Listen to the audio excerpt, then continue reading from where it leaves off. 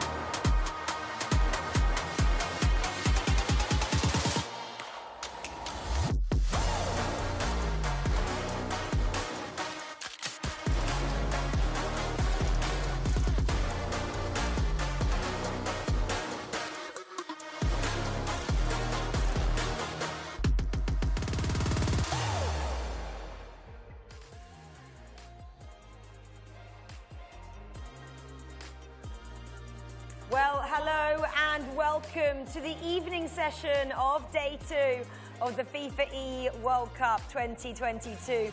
We are live in Copenhagen for the next 3 days and bringing you this awesome championship from the Bella Arena. This morning we witnessed some World Cup journeys come to an end, but some very much starting to take shape as they progress further in this competition and reach the knockouts. We'll witness more drama tonight inside this spectacular venue as 8 more try to reach the round of 16. And it's very much go big or go home as they do so.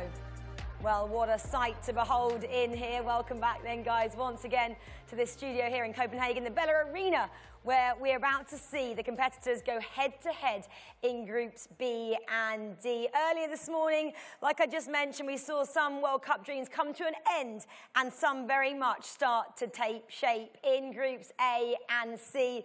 Some big performances earlier on, and we're about to see some big performances here tonight as well. And joining me, as always, in the studio, we've got Spencer Owen. He's standing behind, ready to welcome tonight's competitors.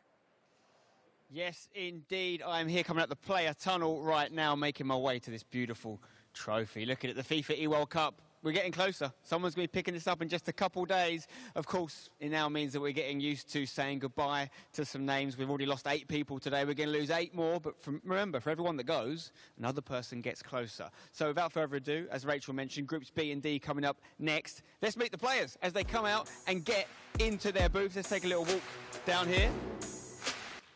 So, some of these guys have got it all to play for. You can cut the tension with a knife. Starting off with a man from Belgium, Gilles, who started slowly yesterday, but he started to pick up the results. And he's feeling confident. He finished on a high. That's what's important. Speaking of people that started slowly and picked things up, look no further than Mr. Butterflies in his stomach himself. J.R.A., the Spaniard, had an unbelievable run. After starting slow with the 3 losses, he turned it on.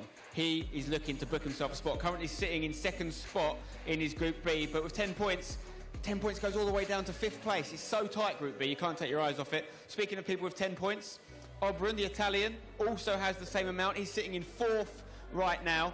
All to play for. Best of luck to you, my man. And then we go through to Klenki. He is on 9 points, just outside of the top 4. He's actually 6th right now, but there's only 2 points between top spot and 6th. So expect some movement in Group B. The Dane there playing on home soil, of course.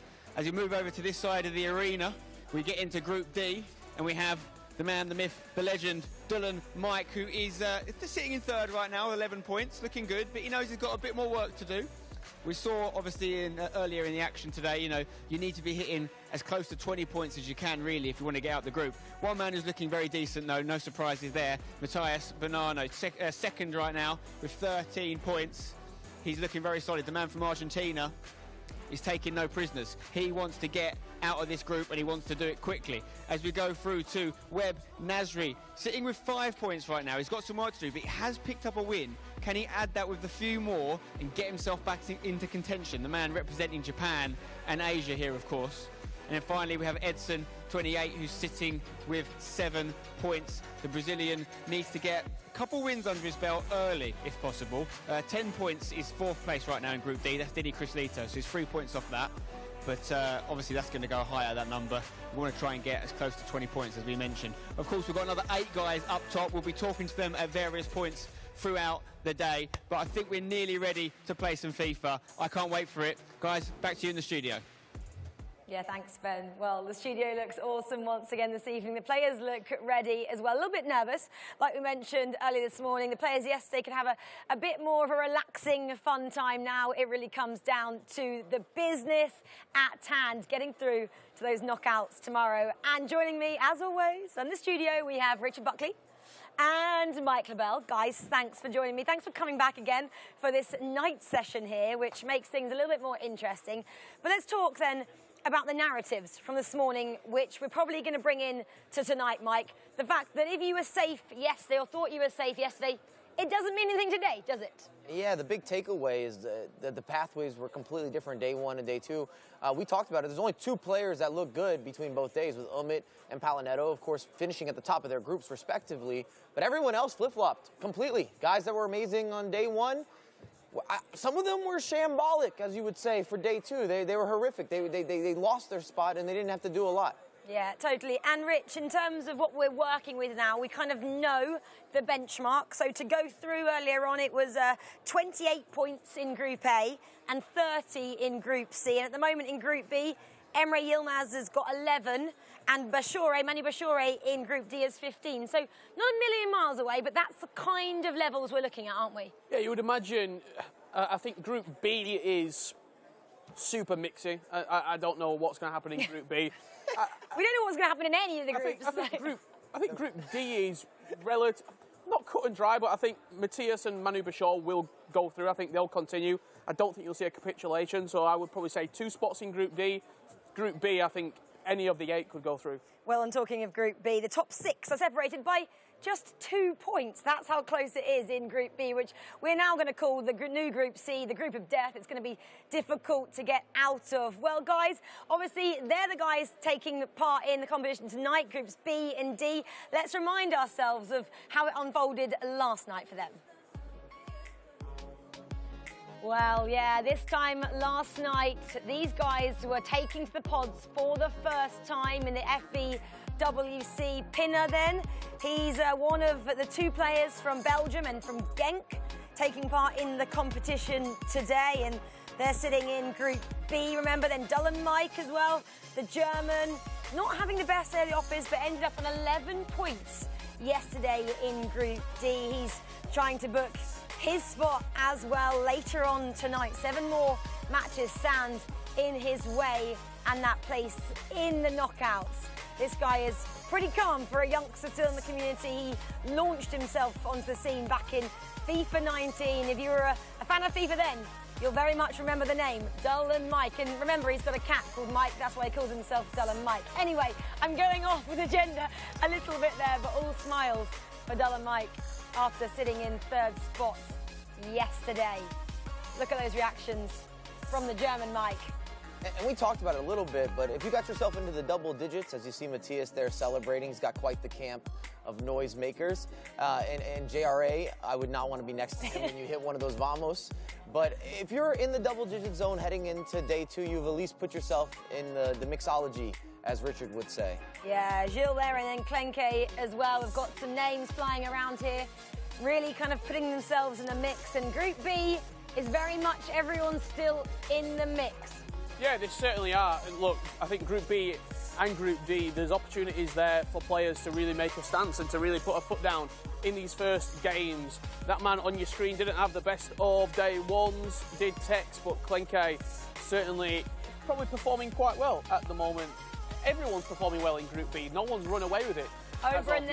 Oberon, a man we haven't mentioned, we'll talk about him quite a lot as the evening progresses, I'm sure. We just spoke to August Rosemeyer backstage and he said, you know what, he's pretty good. Well, if August says it, then he must be, as is this man, Didi Chris Lito. In the end, he finished 4th, currently in that safe spot, as I'm going to call it. No coach in Didi's team, but will that matter come the end of tonight? We'll find out, won't we? And you see that reaction of disbelief. We could rerun that goal opportunity. Remember, the goalkeeper was making saves. It was in the 90th minute.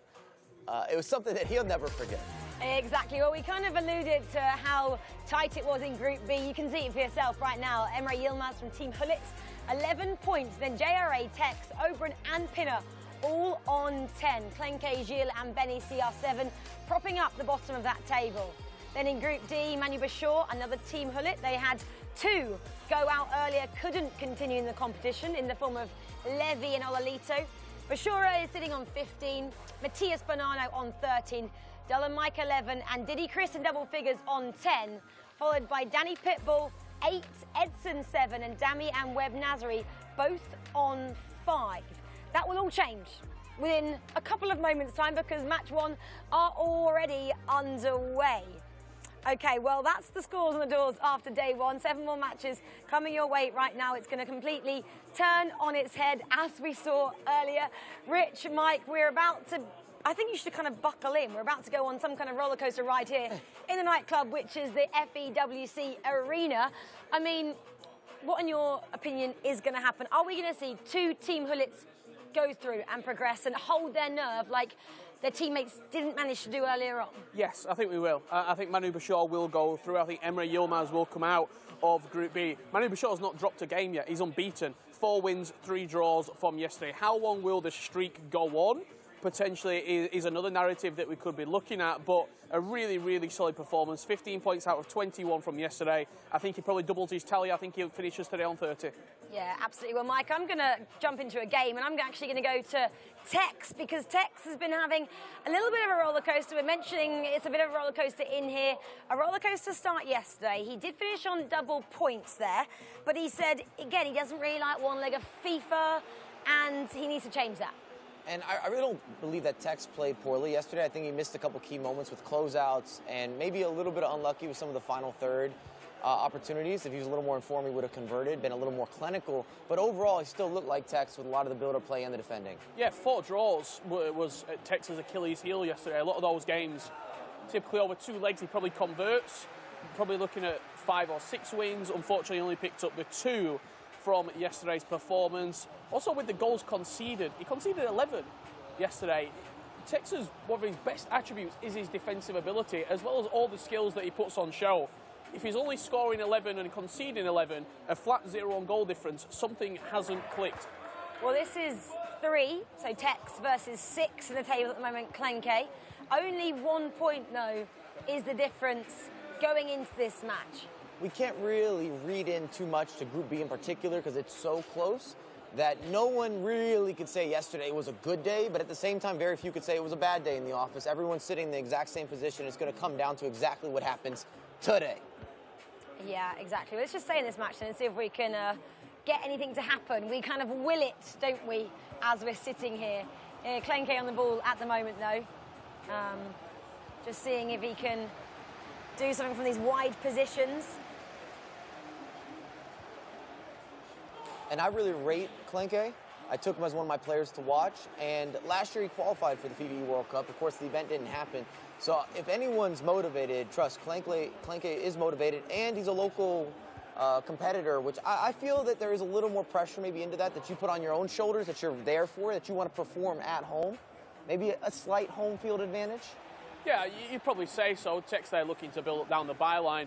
We also can't forget as well, obviously it was online. I think people maybe got sort of short-term memory. They don't remember all the online results, but he finished a runner-up last year in the playoffs to Levi Frederic, now part of Team Ajax. So he's been there to the latter stages. He's won big amounts of money as well. So those sort of things that might other players, those attributes of the tournament, the stature of the prize money, the staging, they're not going to affect Klenke. I do think he'll do well. Well, we'll have to wait and see. Remember, guys, we're going to do a bit of a chat show here. We're going to jump in and out of games as you've already witnessed today. But if you want to watch the games in their full entirety, then go on to fifa.gg/streams and you can see all 8 that we are running at the same time, okay? But come back and join us, of course, because we have some giveaways, as always, running throughout the event. But this is the game done and Mike, then 3-0. Mike, over your boy, Diddy Chris. A dream beginning for Dolan Mike, and definitely a statement piece, without a doubt, and an absolute disaster for Diddy, because we did see earlier today goal difference come into play with how people played out their last couple matches in terms of how offensive they had to go, knowing that they had to split head-to-head. Therefore, that goal difference really coming into play as a separation. Yeah, well, that was apparent, wasn't it, in A between Lamps and Levy in the end, and Levy just, the last game was slightly irrelevant for him. Yeah, no, I actually, in the break, I read up on a few of the rules. Oh, yes, Richard Buckley. Just to make sure that we're 100% in what the tiebreakers are. It goes to points, and then instead of direct goal difference, it goes to the goal difference of the competing players. So 4th versus 5th, their goal difference in their individual games. It's not if you beat bottom of the table 7-0 and you're plus 16, that doesn't necessarily account to your overall tiebreaker. So to clarify, it's head-to-head goal difference. Correct.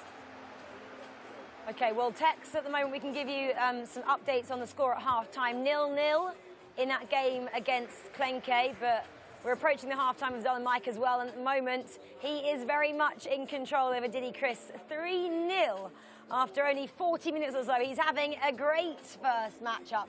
Well, let's go to the man who's got butterflies in his stomach. We're not sure what they were. He had a pain in his stomach, didn't he? JRA against Emre Yilmaz. Emre Yilmaz is having the dream tournament, and it's continuing now. 2-0 over JRA. But remember, Mike, JRA yesterday had 3 losses on the bounce, then 3 wins, and then a draw to end out his day. And we've seen this as a theme or a trend. Oh, lots of space here for JRA. Oh, have to score. Good goalkeeper movement. There you go. There's the goal that he wanted. Can I say maybe he knows that we're trying to get his team owner on? Cesar Azpilicueta, maybe he realises he needs to get a score there. Cesar is obviously training with Chelsea at the moment out in America, and he's going to be joining us in around half an hour, guys. So if you're a Chelsea fan or a Falcons fan, then come back, and Cesar will be on the show, which we're very much looking forward to chatting to him. You definitely want to come to the skipper with good results. Yeah, totally. Maybe he can convert then, only 1 goal difference now. Yeah, the scoreline on day 1 when these two matched was 2-1 to Emre Yilmaz as well. So we've sort of seen a similar story starting to take shape. Question for you, Mike, looking at this Group B, do you think it's going to stay as tight as it is now throughout? Or I personally think we're going to see disparity from top to bottom? We will see disparity, but I do feel that at least the 3rd and 4th place, that will be long-term competition, last game type of situation, whether it's a draw, win, loss, something happening there to really shake it up.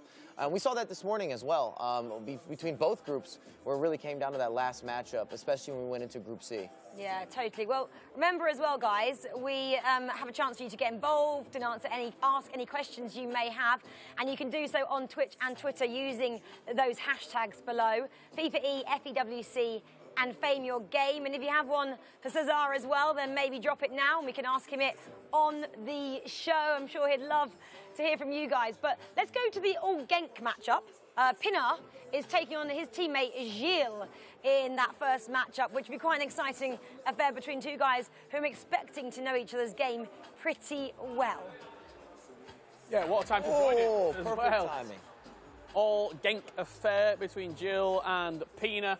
Finished 1-0 yesterday when Pina and Gilles matched up. It was Stefano Pina winning that game, but I think that's 1-1 as we joined it. And yesterday was a somewhat comfortable 1-0. If you remember the interview with Stefano Pina, knowing, of course, Gilles as teammates here, he did such a good job holding the ball, and he knows that Gilles wants to attack. He wants to go forward as quick as possible. Really took him out of the game.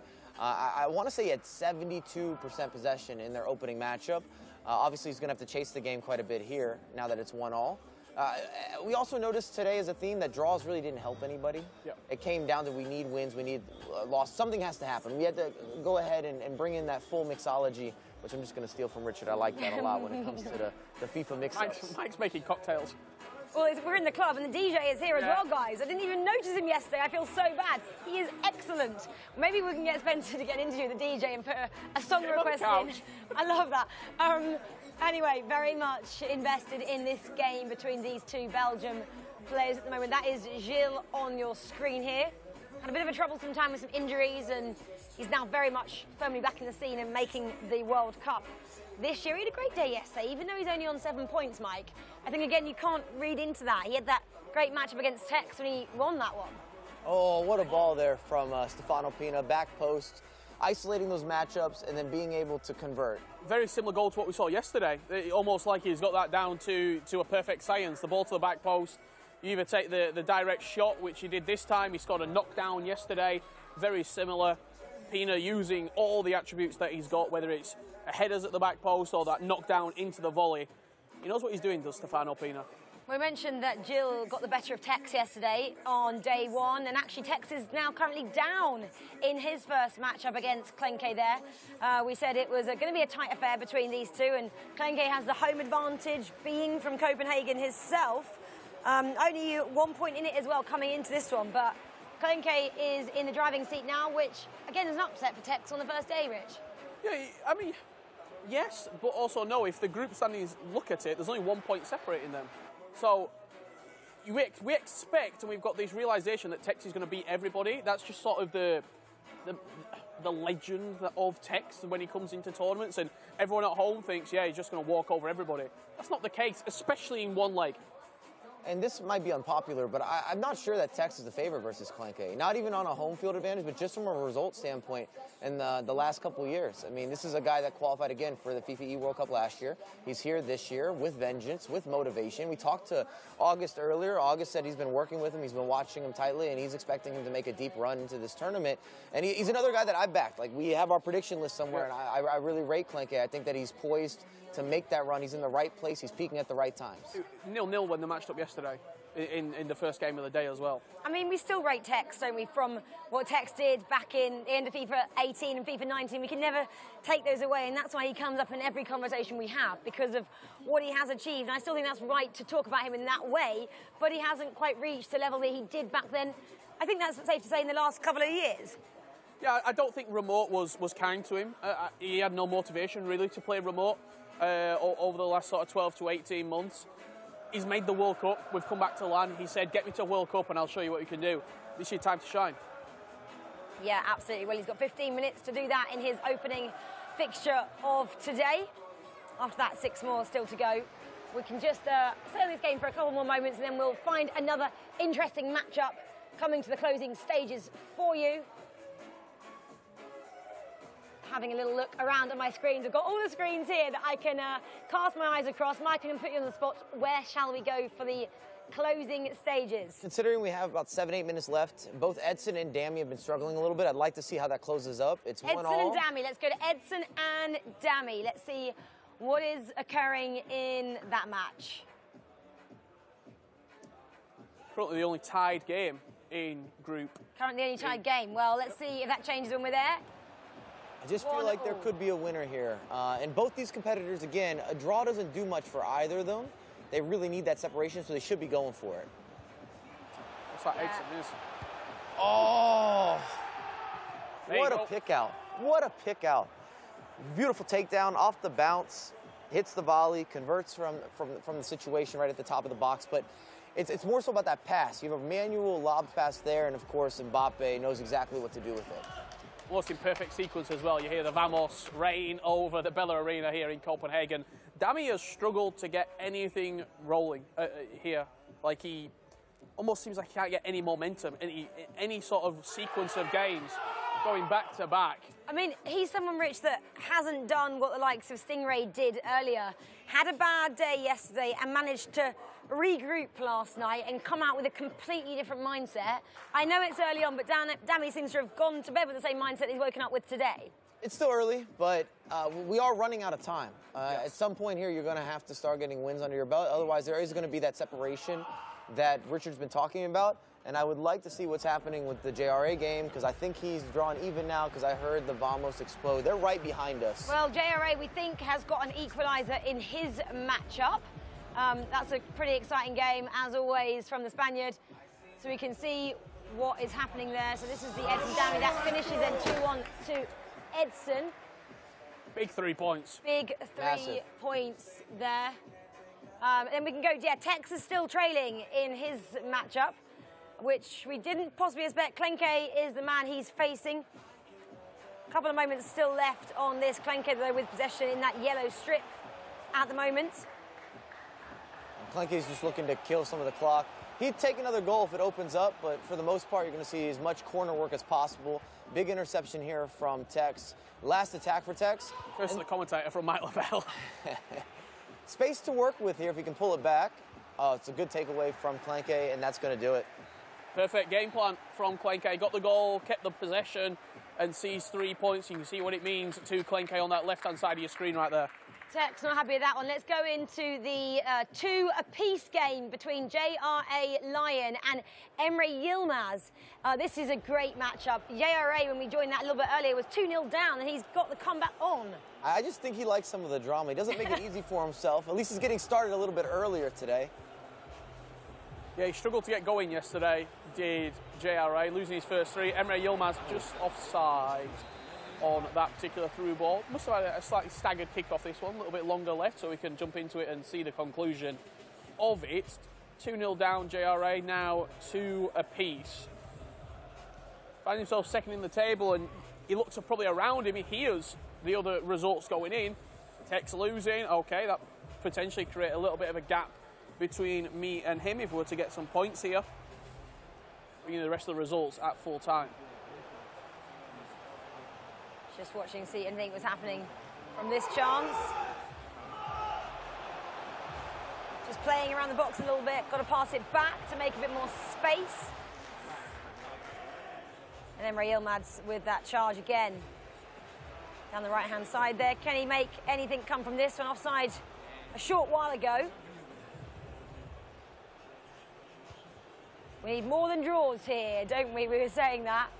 We need to get these very vital points now in day 2. Yeah, points are everything. If you can get them on the board nice and early, you find yourself in a much better position. Just seen an outrageous comeback from one of the games, and I'm sure we'll fill you in that very shortly indeed, involving Dylan Mike and Didi Crislito. Yeah, JRA then just trying to work his way around this pitch. We'll bring you up to speed on that, but as it stands, it's 2-all, JRA against Emre Yilmaz. But we're going to jump down to Spencer for an update. Okay, so earlier when we brought the guys out in their groups, we started off down this bottom area. I tell you what, this is a good luck area because only one person, I believe, in the whole bottom 8 here lost that opening round. Edson, big win for him. Webb Nasri, big win for him. Don't sleep on him, right? He started in the bottom of the table with 5 points, but that win's put him up to 8 points. And probably the biggest win of all from Group D was this man right here, Matthias Bonanno. His first versus second in that group. He's jumped over Manu Bashir now with that win onto 16 points. Looking very good. Probably one more win is enough. Now, this game has just finished, and we're going to give Dylan Mike a few minutes to recover here because I think it was 3-0 up in that game, and Didi Crislito has had an epic comeback and made it 3-all, and you can see the frustration on Dylan Mike's face. I'm going to probably let him stew on that for a little bit longer, and we'll maybe come back to him later because, I mean, I wouldn't want to be doing an interview right now if I'd just thrown away a 3-0 lead. Not going to lie. You don't want to be doing that. Klenka we could speak to, though, because Klenka has just had a very good result indeed.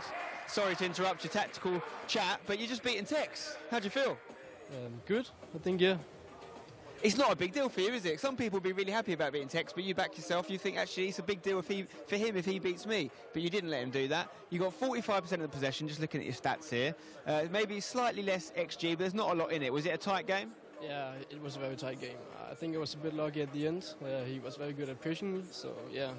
So you've just jumped over Tex with that result. He was on 10 points, you were on 9. You're now on 12 points. You're in that top 4, but you've got 6 games left to go. You're gonna get through? Yeah, I think it's a good start, but there's too much work to do. So, yeah. There's definitely a lot of work to do. Best of luck to you. Speaking to his fellow Dane, Agi Rosenmeyer, earlier, he's tipping Klenki to make it out of this group and do well. So he's obviously on home soil. Oberon, I believe, got a win as well in his game, the man from Italy. Going through, I want to speak to JRA as well, because this man doesn't know how to lose at the moment. He was 2-0 down. They're just doing some tactical analysis. I'm sorry, just going to interrupt here. What's going on with you then? 2-0 down, you come back and you make it 2-all. Yes, another comeback. I started so bad, then I changed the formation, the tactics, and we scored 2 goals. And yes, a very tough game against Yilmaz. Now Klenke, let's see. So obviously yesterday you started slow and it went over a period of 3 games. It looked like you were having a similar start today, but you managed to stop it early and get it back to 2-all. Is it similar sort of? Is there a reason that you think you're starting slow at the moment? I don't know, but I have 1 more point than yesterday after the first game, so let's see. Now Klenke, we know how he plays, so let's try to find our game and let's win it. Best of luck to you. That's a really big result because obviously Emre Yilmaz is sitting top of that table, and what that means is that he's not let Yilmaz pull away from him there, JRA, as they do some final analysis. We'll see if we can get a quick chat with Gilles here, who's obviously just had his rematch with his teammate Pinner. Last time I looked, I think Pinner was 2-1 up. What was the final score? That was the final score. So it's two wins for Pinner in the Genk derby. What are you aiming for now? You're sitting in 7th. You're at 7 points. What are you targeting in terms of numbers? I'm going to look game per game because you never know how many points you need. We saw it in Group C today. But I think I'm playing a bit better than yesterday because I think here in this game I was the better player. So I'm going to go with the flow, I say, and hope to get as many points as I can. Best of luck to you. Good luck in your next game. He's also got the coolest looking coach in the business. Okay, right, well that's my little sum up from you guys. We'll go back to the studio, but I'm going to get to the top floor next time and speak to some of the guys up there. I actually overheard his coach yesterday walking through the arena saying, everyone keeps commenting on my glasses. Well, we will do if you wear them inside, sir. Anyway, let's give you an update on the standings after round 8 and just one round today then. Oberon and Pinner joint on 13. Emre Yilmaz and Klenke joint on 12. There's a running theme here. A lot of very close affairs. JRA 11, Tex 10, Gilles 7 and Benny CR7 6. Group D then, Matthias Bonanno with that good result over Bashore means he jumps over Bashore there, so 16 to 15. Dulham Mike 12, that was after that draw against Diddy Chris in the end, who's now finishing on 11. Edson 10, Webb Nazari Danny Pitbull on 8, great result for Webb, and then Dami 5 points there. I love those interviews because you get a little bit of an insight, don't you boys, about kind of what's going through their head. And the feeling there that Gilles is playing better against Pinner, even though he lost, and better than yesterday. So he's kind of backing himself, even though he's, you know, still at the bottom half of that table, Mike. And I talked to a lot of the pros about Gilles in particular, and they were saying if he's in flow, he's a pretty scary opposition, and one of the issues is consistency. So if he's feeling better about himself, he has that confidence, he can get into a flow, we can maybe see an outbreak from him. We're also starting to see a little more separation if you're going to the other group where you got Matthias and Bashore at the top. Once you're starting to tally up those points, there's not that much. It's going to end up kind of coming down to that 3rd and 4th spot being open, considering if they get one more result between Matthias and Bashore, it creates now an actual degree. I have to ask you about that result, and you'll love to talk about it. The Matthias and Manu Bashore matchup, Rich? Yeah, I mean, it was just a typical Matthias Bonanno. Get me on this one. It was typical Matthias Bonanno masterclass, really. Clean sheet, 2-0 win. The question that I have coming out of that game isn't necessarily regarding Matthias. We saw Levi de Weed earlier in a similar position Matthias is in, I should say Manu's in now, capitulate. He fell apart, Levi de Weed. Ran out in the end as 5th place. Manu Bashore, same team, similar position. Are we going to see a regain after losing your first game of the day, or is it going to be another Team Hullet disaster class? Well, you said no earlier on, so we hope you're right. You can't now go back on your word. You said they're both going through, Rich Buckley. I'm putting it in the air. Now he's put some negativity in the air for Team Hullet. Rich, don't do that. This is an optimistic guy. Okay, I got you. Being optimistic. He's just changed his tack a little bit. Anyway, round 2 matchups are going to be coming your way shortly. You can see over my shoulder which one is it. Here we go. Klenke there, just getting himself ready after that round 1 win over Tex. He's actually got JRA next, so that's going to be a really interesting matchup between those two guys, especially as they've been on a roll. JRA there, wasn't he? He was saying that he just got 1 point more than he got for the first 3 rounds yesterday, which was pretty interesting to hear. He was quite positive after that matchup. Mike, they've started though already. Which way do you want to go? Tex and Oberon, I think both Oberon and also Klenke are both players that I expect to get through this group, and Tex has to take some points off them just to get himself going for the day. Yeah, Tex and Oberon then. Shall we jump into that one, which has already got underway? And again, Rich, Aggie in the green room earlier was saying that Oberon is really good. One to watch. He expects him to go through. Yeah, I would expect him to go through as well. He's currently sort of sat top at the table on 13 points. He's the team from right to left in that red strip. Tex needs to come back and needs to show us something offensively brilliant that we know he can do. I think in Group B, this is outrageous from Tex, by the way. Doesn't fall to anything in the end. In Group B, Benny CR7 needs to pick up points at some point. He's currently on 6 points. Same with Dami. Dami's on 5 in Group D. Even if he gets 1 win, he could still be bottom. Dami, these groups, especially if they're bottom, are looking very, very scary. Dami's into that money line now, where it has to start happening now, or you end up in a position where you could be like Damshi, where we're talking about you're playing for pride. Or even Katya playing for pride as well towards the end. Yeah, you want to go home, don't you, with your head very much held high, that you've given it your best shot. And at the moment, I'm sure Dami, from his standards, won't be happy with how he's played. Anyway, back to this matchup then. Oberon, as we're bigging him up on your screen there, making a run at the moment. Commentators curse as I say he's making a run. Doesn't quite happen for him. Only lost 1 game, Oberon, so far in this tournament. Won 3, drawn 4. Won his last game as well. He just looks very calm. We've not also seen a lot of, I want to say emotion, but like those big let's go vamos moments from that booth. I think he expects to go through. So he's not getting too excited because there's still, what, around a 16, a quarter-final, a semi-final, and a final to win. Did you predict him to go through, Rich? I did, yes. Oh, I thought you were going to say no, and I was going to start stirring that little pot a little bit. Mike, did you predict him to go through?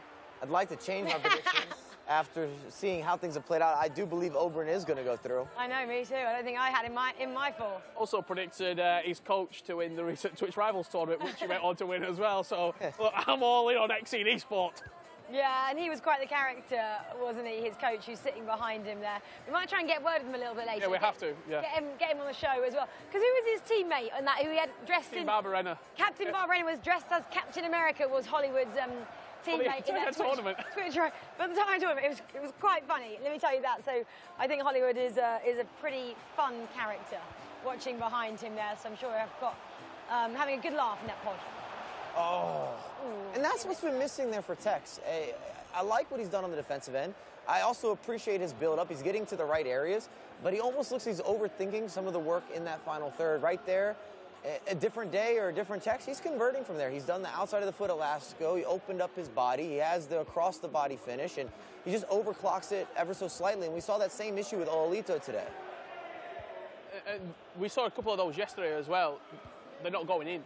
They need to be going in for Tex if he wants to try and convert some of these games. Because in one leg of FIFA as well, Mike, you're only going to get maybe 3 or 4 real clear-cut chances. You're not going to create 15, 10 opportunities to score those type of chances. And it motivates your opposition. I don't know about you, Richard, or even you, Rachel, but when I'm playing FIFA, if my opponent misses a good chance, I feel more motivated to score. Of course. I feel like I got away with one. Therefore, I'm going to be rewarded. Day. It's my day. Yeah, absolutely. Luck. We talk about luck in the game quite a lot, and Lamps did talk about luck very much earlier on when he made it. There you go. Whoa, that's the luck. On cue. And you see the fake shot, a low driven there, tucks it away, making the most out of not a lot. It wasn't brilliant build-up, found the right guy in the right location, and then you have a bit of a 50-50 with some of those skill moves. I'd love to go to Diddy Chris and Matthias Bonanno because, for once, he is not in the driving seat. Don't look at Richard Buckley. Look at the face on that man next to me. Sorry, I'm happy for Chris. Diddy Chris, look at what he's doing here, Mike LaBelle. And Diddy's done a wonderful job of keeping variety in his game. He's also drawn against Dolan Mike twice now. We talk about the openers. And it does make me wonder a little bit with Diddy Crislito as you see the goal. Oh, gorgeous work. I'm going to just salute that as well. It makes you wonder a little bit of how is Dolan Mike going to respond to both the comebacks that Diddy's had on back-to-back days. You look kind of devastated.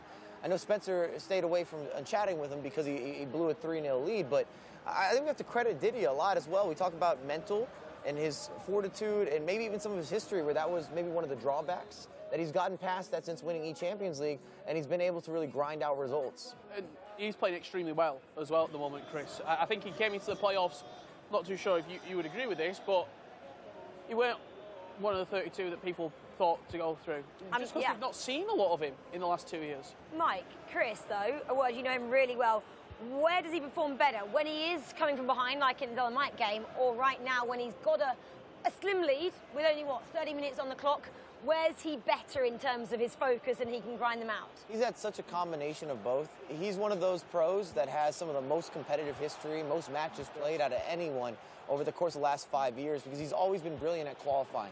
And he's basically dominated the North American scene, which always had placements. Therefore, he's always at the big internationals. He's always making runs. There was a while there that he's always in the top 16 or the top 8, and that's when we used to have the question, can he get the job done? Can he progress from this point, or is this where he's maxing out? And then soon after that, E-Champions League winner, of course. They're at Champions League, hoisting the trophy, and everything shifted. And this is how, it might sound really obvious, but this is how you beat Matthias Bonanno, because typically he's not going to be the one making a comeback. Defensively, that's his strongest attribute. When you look at when these two matched previously, yesterday in round 2, it was a 1-1 draw. Now, Diddy Crislito, 2-0. Oh, what a pick out. What a pick out. Oof. And I think Diddy would have loved to have that back. He had that entry pass with a chip through ball, and the back post was open. Maybe he thought Matthias was going to anticipate that back post cross there, trying to play a little bit of a game of kind of the bait and switch, which is very common at the pro level, where you try to do the unpredictable. Sometimes if it looks obvious, they use that to their advantage. Well, Kristen, he looks very dominant in this kind of current part of the game. I mean, I have seen him with most possession and keeps pressing. He's bossing the game. Yeah, Totally is. He is. And Look now, is this a chance? Ooh. Bit of a cynical foul on the edge of the box, actually. I don't think the referee's called for it, but this would put Dini Crislito right up there into probably third, maybe even knocking on the door of Manu Bashir as well, trying to create the gap that we've alluded to many a times between 4 and 5. If you've got 3-6 points going into those last couple of rounds, you're in such a good position. Oh, what a save. And it's got to be said, what a shift in momentum as well. As you see, Matias still working. Clearly that's going in the back of the net just before halftime. 45th minute, one clearance away, no emotion, no reaction. Rich gets out of his seat, then sits back down, then points somewhere. I don't know where he's pointing, but there was pointing happening. Rich was trying to push the previous attempt in to the goal as well. He was just ushering the ball in. I was like, Rich, you're not near the virtual pitch. Just calm down, buddy. They're lying. Everyone at home, they're lying. I'm sure we can find, there's a camera on you. Oh, at all time, remember, Rich. The camera's on at all time. Anyway, Cristiano Ronaldo there. Half-time, 2-1-2. Dini Cristo still free agent there. There you can see him on his little perch in the sky. He's obviously on one of the taller pods there, Mike. And it's something that we haven't seen, and I mean no disrespect here, but Dammy is leading versus Danny Pitbull. And that's coming into the 50th minute now. If he can see that out, this could be that point where you start to have a crossover in terms of your momentum, your confidence, just a little more of the belief. Just needs a win on the board. Really, really simply does Dammy. He's only won one game here at the World Cup so far. If he was to go on and get a result here, it'd be a fantastic situation to find himself in. I have to say as well, Dini Crislito obviously leading 2-1 at the moment, looking to break the streak of Matias. Not lost a game yet, Matias. 4 wins, 4 draws. Yeah, well, I'm just having a look around the grounds, I'm going to say as well. Texas 1 goal down to Oberon, and then you've got Pinner and Emery Yilmaz are drawing as well. So 2 very interesting matchups there currently underway.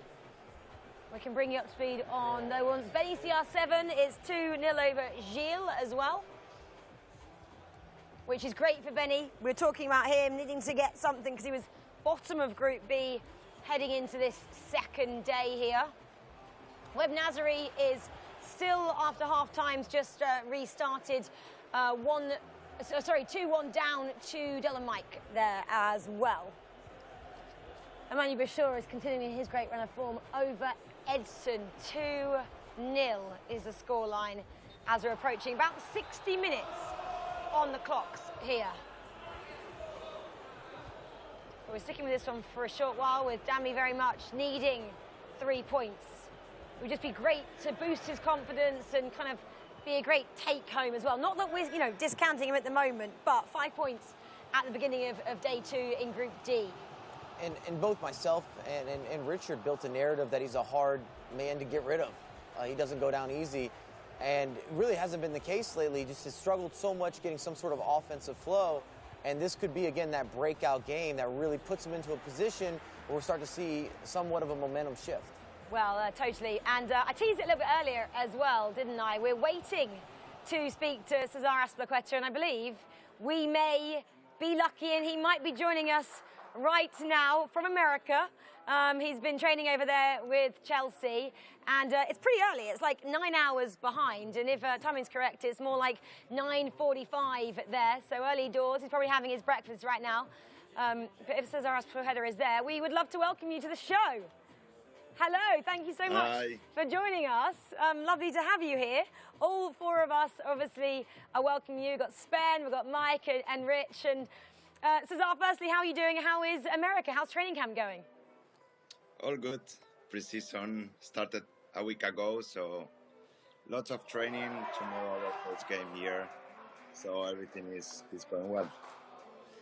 Great to see you, Cesar. I hope you're keeping well over there in America. Obviously, we've seen some epic games already from your boy JRA, obviously Falcons as your team. Did you see any of yesterday's highlights? Did you see the fact that he was 3 games down and he managed to turn it around with an unbelievable comeback? And he did something similarly in the last game, 2-0 down, made it 2-2 as well.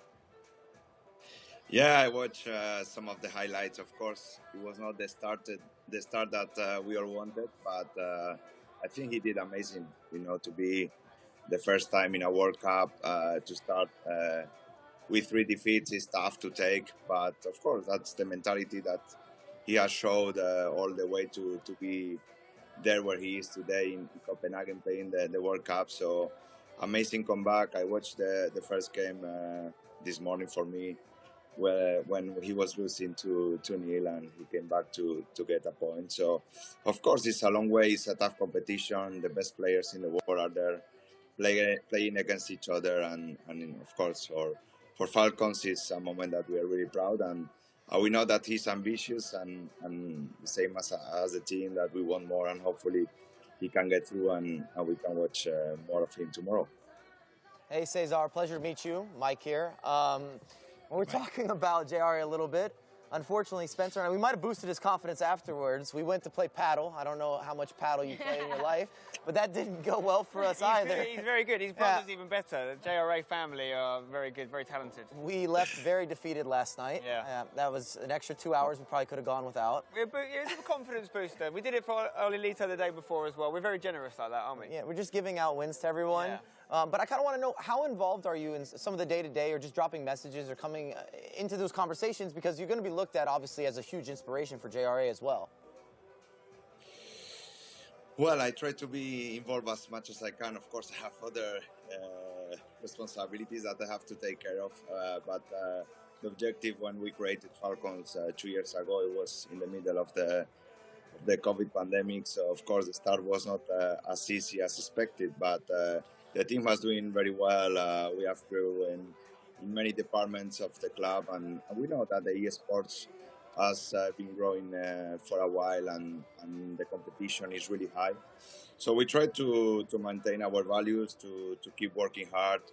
Then we got the results, JRA losing the final of La Liga tournament, which was an amazing. JRA! Woo, woo, woo, woo! Oh, you're a good luck charm, right? When you joined us on the call, he was 1-0 down. We were going to tell you he's made it 1-1, but he's just made it 2-1. He's come back. 83rd minute? Okay, amazing. You can probably hear his family in the background. They're so loud, it's brilliant. He's so passionate as well, but you need to teach him a little bit, Cesar, about controlling his nerves, because he talks about these butterflies. You need to teach him how to play under pressure and control the butterflies, which the nerves. Cesar, this is the replay of his goal. Have a look at this. To teach him English. Teach him English. You need to do that as well. Look at that. I tell you what, I mean, it's hard not to be happy when JRA scores, just because of how good his family and his support is. It's amazing. It's great, isn't it, Rich? Yeah, incredible performance so far from JRA. Cesar, just a quick one. Obviously, $250,000 for the winner, huge pressure. How would you sort of give them tips of how to play with this much pressure and drama on the line? Well, of course, it's a huge pressure. It's a huge responsibility to be there in the World Cup. Of course, a huge prize when you are fighting at the highest level. You need to hold your nerves. Once you are there, I think, maybe the start that he had yesterday, he took all the pressure off, because he started losing 3-0, so he didn't have anything to lose. And I think after that moment, him and the team behind, I think they realized that they didn't need to be with that pressure, that they needed to just press themselves to play the way he is. And after this, I think he got the confidence back, and it's important to be there and not have any regrets, to play the way he has been playing and enjoy, because it's a moment to be proud. And of course, we want more, and I'm sure he will fight for it. I mean, that mentality is so important, being able to handle those big games. And I think what JRA is showing right now is that ability to not just be strong mentally, but come back when you're down, which every champion needs to have. Obviously, he's playing right now, Cesar, but when he finishes, we want to show him a little clip from you, if it's okay. Like, if you can just imagine you're talking to him, maybe you want to wish him some good luck for the rest of the competition, because the way it's going, it looks like he might be with us going into the knockout. So, what would you be saying to him right now if you had a chance to talk to him? Well, I could say to him, keep playing the way you are playing. Be positive always until the end. I think he has shown this mentality to play until the final whistle, which is very important in sports. And just, keep going, because he can do it, and hopefully he will do it. I don't know if you can hear that, but whatever you're saying is working because they just got full time. He's won the game. Well done, JRA. I mean, anytime he's losing, you can give me a call. speed dial. He'll want you on speed dial. Well, Cesar, we'll let you go now. We appreciate your time so much, and JRA has no idea you are here, but yeah, wish you the best of luck for the pre-season and for the rest of the season as well. And maybe if this man gets through the knockouts, we'll call you again and get you back on. Sure. Thank you so much. Thanks for coming on. See you later. Bye. Have a good one. Bye. Wow, JRA needs to go and be told that, spend a little bit later, and that he has very much got a lucky charm in the form of his boss. That's crazy, isn't it? The timing of that is unreal. Like, I was a bit worried because obviously when Cesar joined us, he was the 1-0 down, and I was going to be like, I hate to break it to you, mate, but your guy's losing. But he's turned it around live, and it's not just about Cesar. He keeps doing this, JRA. Like, he's come back 2 games in a row now. Late. That was a late comeback as well. I don't think he likes to lead. No, you're probably right about that. He likes that noise. He knows if I go down and I come back, they are going to take the roof off. To be fair, in paddle, we were winning every set, and then they came back and defeated us, and it wasn't. Can we stop talking? All right, we'll stop. Okay. Ben, I think you should go down and tell him what we've been doing. Go and talk to him. All right, let's go and see if I can chat with him. See you in a bit, guys. Spen's going to go and get an exclusive now as well and try and possibly show him that. But that was so great to see not only Cesar there, but also to see JRA literally behind our shoulder as well get the job done in that round 2 fixture for himself there. He obviously got a point in the first one and then a win in the second. Rich, I know you've been very much keeping your eyes across all the other scores, and there's been some quite ridiculous scorelines. Yeah, look, I mean, unbelievable games across the board. Matthias Bonanno bringing it back. Rach, I think Spencer's down there with JRA. Yeah, sorry, Rich, just to break that, but Spen is there. I can't even get my words out. None of us can get our words out after what happened with JRA. Spen, talk to us. Listen, guys, I move quick. You tell me to talk to JRA, I talk to JRA. If we're right here, you're the comeback king. Okay, you've been down twice already today. You keep coming back late in the game as well. What are you putting this down to? This game, man. I have lost like 5 years of my life. Very difficult game against Klenke. He only had 1 shot, and I was playing so good in attack, in defense, and I knew that the goal would come, so I tried to stay calm and play my game style.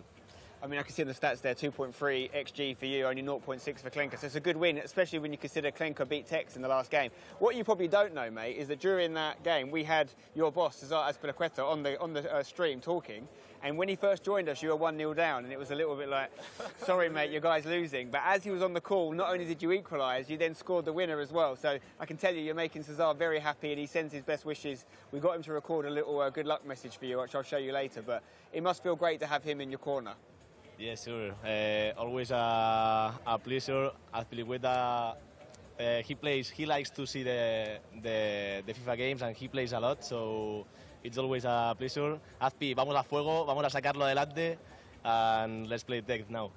Massive game coming up for JRA. I'll let you get ready to prepare, mate, but trust me, this guy, you can't count him out of games right now. He can be losing, but then he gets back in it, and I think the support of his crowd here is just really helping him go through as well. So yeah, he's definitely one to watch. JRA, keep it up. Back to you guys. Yeah, well, I'm going to go straight back to Richard Buckley because I cut him off really rudely before that. I was like, I can't get my words out. Spence has an interview.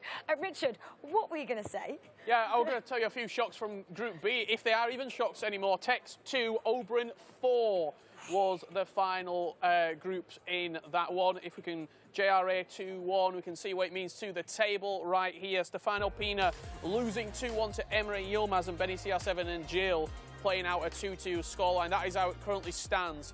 Benny at the bottom on 7, Jill L8, Tex on 10, Klenke on 12, Pina on 13, JRA on 14, and then Emre Yilmaz 15 with Oberon on 16. Over in Group D, Manu Bashar reclaims the lead from Matthias Bonanno. Matthias on 17, Dolomite 13, Didi Chris Lito played out a 3-3 draw in the end with Matthias. Edson, Nasri, Dami and Dami Pitbull all bringing up the bottom 4 positions. Yeah, I mean, that probably answered the question I asked you earlier. Does he like leading or does he like drawing? It actually doesn't really answer it because he got a draw in both of them. I don't know if we've seen a game where he started off winning and finished it off. He's definitely in it for the drama when we're looking at JRA. I just think those Vamos get more impactful, and he's got his family here. If you've got the skipper calling in, you got everybody like looking to see what's happening and watching those matches. That couldn't have been aligned more perfectly as to going into a match and then being able to talk to Cesar as well. Yeah, and Diddy obviously just getting a couple of draws, 2 draws there. Dylan Mike was his first, and then obviously that second one against Matthias. And now he goes up against Webb Nazari. Webb Nazari had his first win of the day a little bit earlier.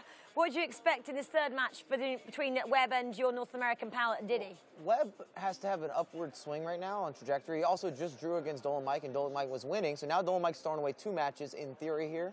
We didn't see the exact endings, but I know that he was ahead in that matchup. So it starts to sit with your mental a little bit. And then Diddy's got to feel great because no one's been able to take points off Matthias. So you just got that done. And he was down 3-0 to Dolan Mike. So you almost had ridden that match off. At least we had. We said 3-0 at half. And we was already saying, okay, we're going to move forward. We're going to watch another game. He was winning, though, against Matthias. We joined that game. We were 2-0 up. And, 35, 40 minutes gone. Matthias started to bring the comeback. Finished 3-3 in the end. I want to say special shout out as well. I might have doubted you a round ago. Manu Bashar, he lost his first game. Bounces back with a win in that last game to reclaim his place at the top of the table. We sort of got 2 pulling away in Group D in Matthias and Manu Bashar. When you look at the table, 18 and 17, 5 points difference to 4th and 5th place. So I do think you're probably fighting for 2 spots in Group D. Well, I'm going to talk about Webb Nazari a little bit more. He's jumped from the bottom, though, up to 6 now. So he's progressing nicely up the ladder in Group D. And if he can get another 1 point against Diddy, or even 3, that will really escalate his chances there. He'll probably get into the top 4. And remember, he's the only player representing Asia here, so he has the whole continent in terms of watching him. Is that because he's one of your picks? Is it, Rachel? Is that why you want him to do well? There's not some bias there. Is that why? A little bias. Obviously, I just thought I'd talk him up because I said he'd get through. I'm manifesting Webb Nazari getting through here. That's what we do on the sofa. Anyway, these matches are about to begin, so we can get off. Rich just having a little dig at me there. Mike, where are we going to focus? We have to go to JRA, Tex. I'm already ahead of you. I'm looking at this. We got Mr. Vamos. He's going to go down a couple goals, and then he's starting to start yelling, and I want to see what's happening. Because also Tex, he's struggled thus far today. He hasn't looked the best. He's not been able to score goals like that. He hasn't been innovative enough in the final third. And we keep building him up, but at some point here, he's got to get off the pine. He needs something on the board. Well, also, remember, we're voting for the Hyundai goal of the day, and at the moment, JRA scored some pretty good goals. So, have your eyes open across all the 8 matches, and you might be able to see a great goal, and we can vote for it a little bit later as well on Twitter. And we can actually have a look at yesterday's goal of the day, and the winner was Cone 1996 there. This goal. Oh, reminds me of Gareth Bale back in that Champions League final back in the day. And you never see scorpion kicks in regular FIFA, weekend league FIFA, competitive FIFA. Just so rarely comes out, and when it does, it's sometimes a little bit of a fluke. In this case, that's not the situation, but I just think back this year, I think I've had 1 attempted scorpion, and the goalkeeper saved it, and that was the only story I could tell you within 1,000 or 1,500 games of played FIFA. Yeah. I don't know about Richard. Well, we can vote for that, remember. Every other day. Yeah. Yeah. Just that good he is. Hold L2 and hope. I thought we were going to say in real life as well. He does it out on the virtual pitch and on the real pitch. Does Richard Buckley? He's got all the skills, and he's got the iPad as well. Man with all the scores and skills. Well, yeah, so vote for that for tomorrow, and we'll show you today's goal tomorrow as we approach the knockouts as well. Right, Mike LaBelle, what is going to happen? Are we going to get another North American star into the knockouts? That's my burning question to you. I'd be happy to have Diddy progress, and I would say that he's looked better than Lamps prior to earlier today. If you're talking about the performance yesterday and then carrying over some of that consistency, also the mental fortitude, the way that he's been battling back, I got to give a lot of credit to Diddy to get the points off Matthias, even though he was leading. Matthias has been a hard out, and then also to come back versus Dolan Mike, and I feel like that's affected Dolan Mike, who's going up against Dammy now, and Dammy just had his first win.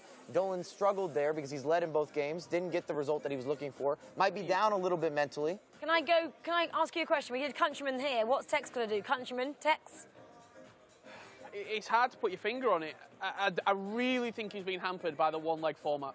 I really do. But he knew that, Rich. He knew that. So what's that excuse then? Well, he's not adjusting to it. Like I think the reason JRA has probably played as well as he has as well, I think he's adjusting to being one leg. There's a reason that we're seeing so many comebacks, because he's sort of peaking in the games at the right time. He's acclimatised to it. I don't think Tex has yet. And also, Tex, we just expect so much from him.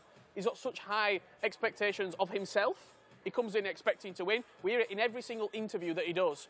If I play my best, I can beat anybody. I'm better than everybody. That is a common phrase that he says. But when he's not playing his best, he's 6th in the table right now, and he's not progressing through to the knockouts. Mike, how do you think JRA is doing this matchup after his 2 excellent results so far? Well, from JRA playing against Tex in previous matchups, they played against each other in playoffs as well. It hasn't been a favorable draw for JRA, if we're going through some of the history books here, but to be fair, very few people have favorable results against Tex. And the only thing that's missing from Tex is we're not seeing that clever, deceptive nature in the box. He's overthinking, overpassing, maybe over-dribbling at times. And I just think it needs to be a little more simple with some of the intangibles. This is where Diogo and Benny behind him earn your keep right now. You need to get in there. Whatever's not going right, fix it. Fix whatever's going wrong at the minute for Tex, whether that's a mental, whether that's a mechanical, whatever it is, something has to be altered. I mean, we can say that, can't we? It's very easy to say it, but can it be implemented at this stage in the competition? We're about to find out as these guys get underway. JRA from Spain and Tex from England in this round 3 game here on day 2. Very much needs a win, does Tex. And I will say this matchup in particular, again, I think favors Tex for the beginning because he hasn't been able to get a good start where he's been leading and really holding on to a lead. And we know JRA starts slow. So it might allow him a little more time to kind of get everything worked out and to have some sort of advantage maybe going into the second half before JRA makes the formation change and the tactical adjustments. And you hear the vamos and the yelling and the screaming. And we really feel it because it's just behind us. It's the first pod.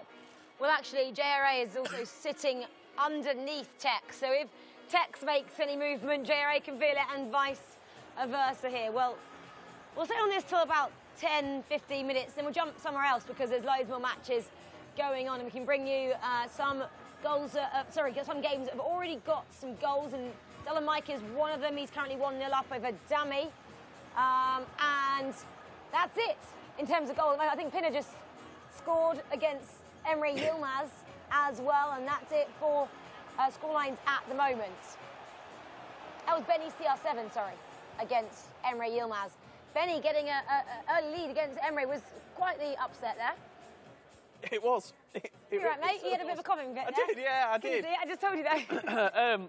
Yeah, I mean, look, Benny CR7, we said at the top of the day, needs to pick up points, whether that's against 7th and 6th in the table or whether that's against 1st. It's got to happen sooner rather than later. Well, it's happening now. Is it too late or is it the right time? Well, this is the matchup then. Benny getting that early goal. Not even 10 minutes played, and yet he's already 1 goal up. Mike, I know it doesn't matter at the moment in time. It's still a little early, but at the end of the day, it always puts pressure on your opponent, knowing that he has to chase a game. And the fact that you can extend that, then it puts you in a different situation. We're always looking for these turning points. I know we keep saying it, but we've seen it happen firsthand. It happened all of this morning. Legitimately, outside of Umit and outside of Palonetto, everyone else had completely different days in comparison to their day 1 performance to day 2 performance. You need to turn early enough, though. You need to get the indicator on and make sure that you're turning in quicker. Because if you turn in on round 6 or 7, it's too late. You've missed your junction and you're going to be going to FIFA 23. I love that, Rich. Thank you. Well, here we go. Benny CR7 then playing it around the back. Slow build-up at the moment. That's because he's up against someone like Emre Yilmaz, who is going to capitalise on any mistakes that you may make, and there's one there. The fact that Emre Yilmaz has now got that throw-in. Nice cross there. That is JRA taking the lead against Tex. That screen behind us. Whenever you hear a loud shout, it's not more than likely going to be JRA. I know, we've come to know that sound, haven't we? JRA roaring like the lion he used to be called. JRA used to be called JRA Lion, you know, get him? I don't know where he's rebranding for animals of selection or getting into the animal kingdom. And it's also worth mentioning, Tex doesn't have headphones on either, so he's going to hear and feel everything shake a little bit. in terms of those JRA reactions as the equalizer here. And I wanted to say with Bashir and with Yilmaz, there's a little irony here because we would always build up maybe Levy and build up Olito from experience and expectation. But both of these guys, I think, are looking more prominent to going forward and making a run in this event.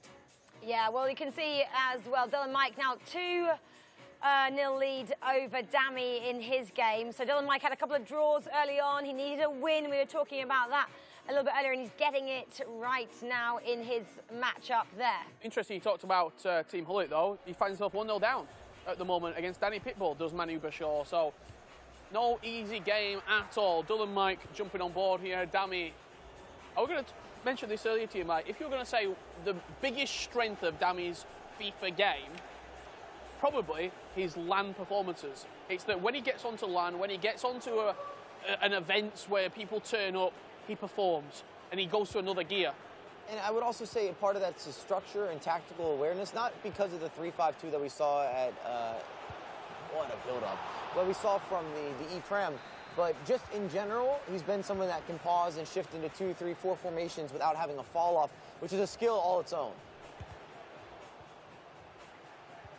Yeah, well, Dami at the moment. Let's see what else is happening around the grounds then. So JR is still 1-up. Danny Pitbull and Manny Bashir.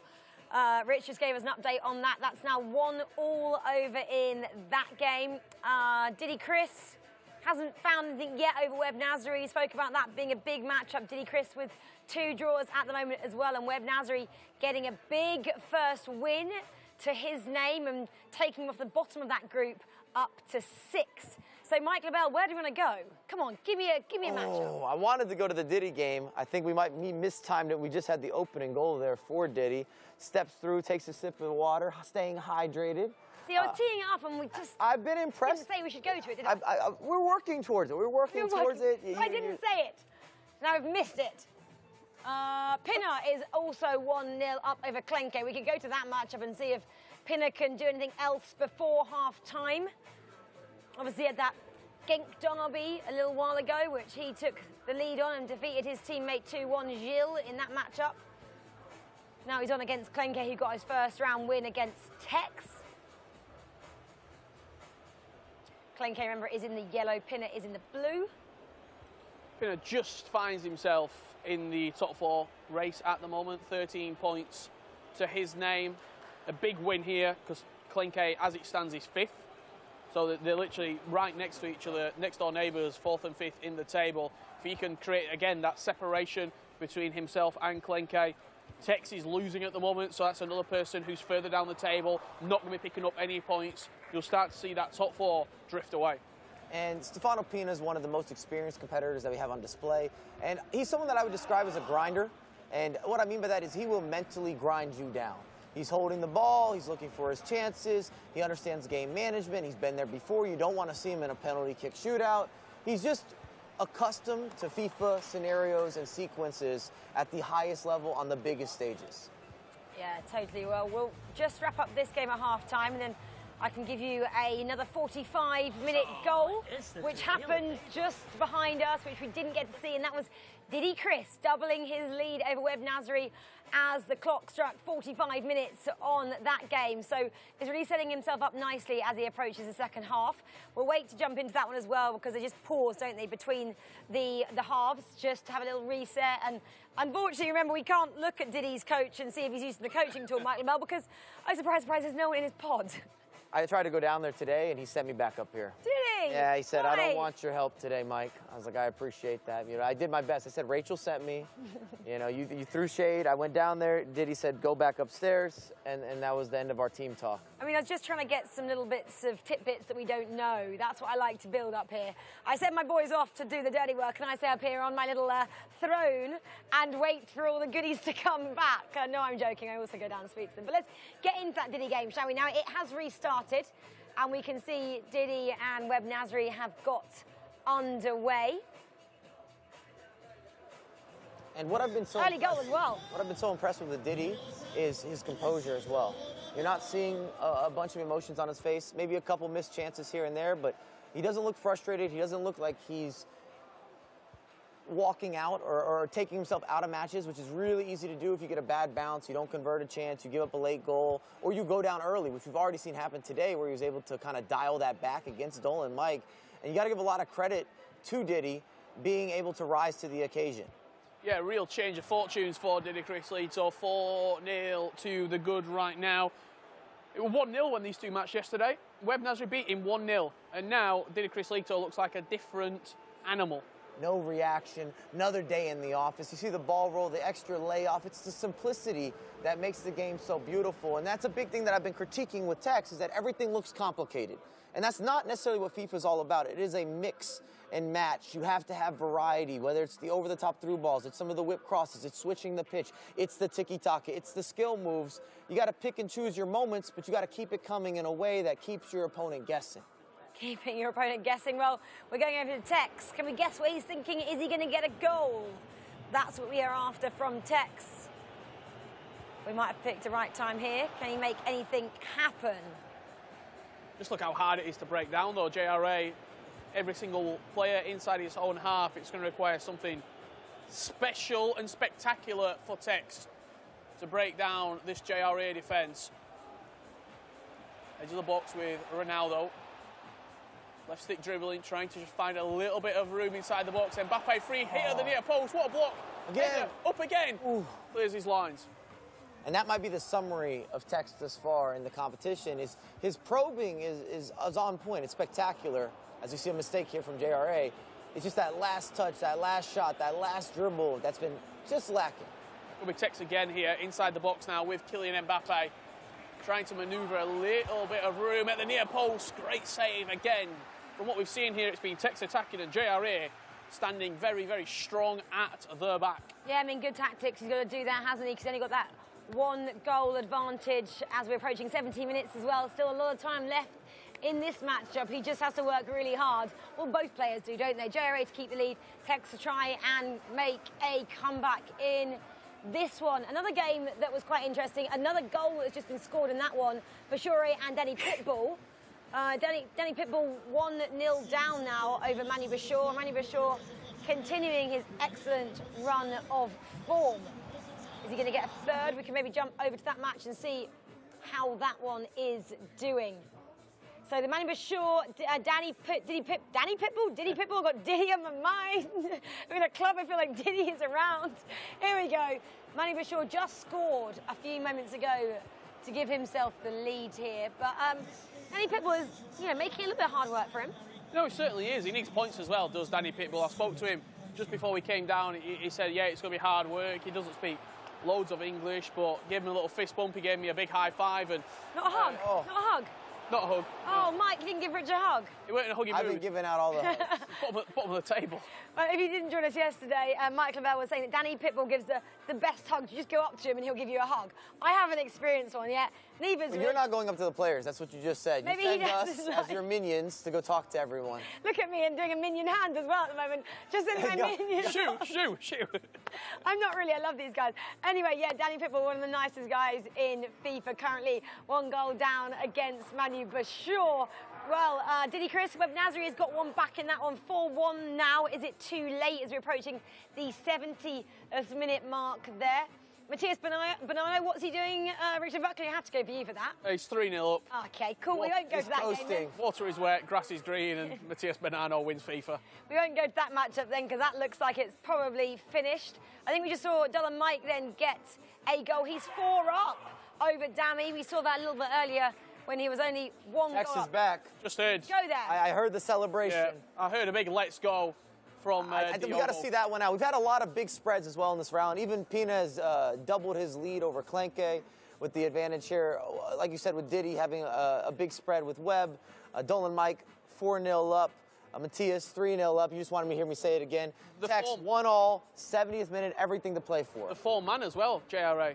This would be you expect JRA to probably go on and pick points off other players. So if you can get even a draw against him at this stage, he's flying up the table as JRA and could find himself with a win top of the table if results went his way. So Tex just needs something to get the cogs going here. And if that's a draw against JRA, go into the next game and you take on Jill, so be it. But he'll try and go and win the game for sure. We'll just stay on this one for a moment then and see if anyone can take 3 points from this game. JRA at the moment, we can see him now on your screen. It's so important, too, that Tex was able to get that goal because it makes it where now JRA is not going to sit as many bodies back. Because before, he was really crowding the box and looking for those counterattacks. But now he's going to want to go forward and have a chance to get that victory or get that win. Or to just put some pressure as well on Tex on the defensive end. Well, yeah, Tex has a bit more room now to move, and we can see that. Still playing it back a bit, waiting for some more spaces to open up. Could be an opportunity for Tex.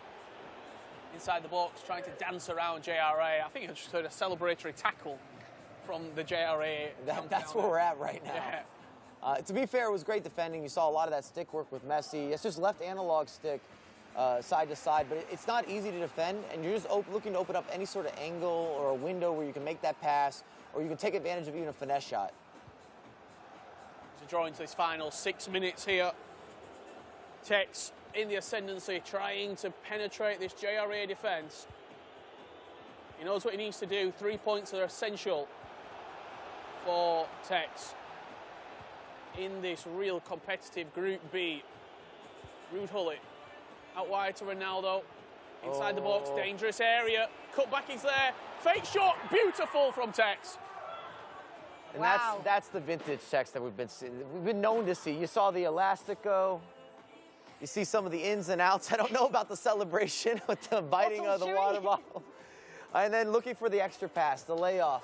So you had that moment of brilliance, and then you go for the sure thing. You can see what it means to his team as well. Both of them really urging him on, and his team down here on the floor. His mum obviously is in attendance today. You heard her give a cheer, and so did some of the guys who are sitting with her around there just behind us, so we can hear everything in the studio. And that was a very important game for Tex. He spoke yesterday about he played okay, but just couldn't get the results he needed.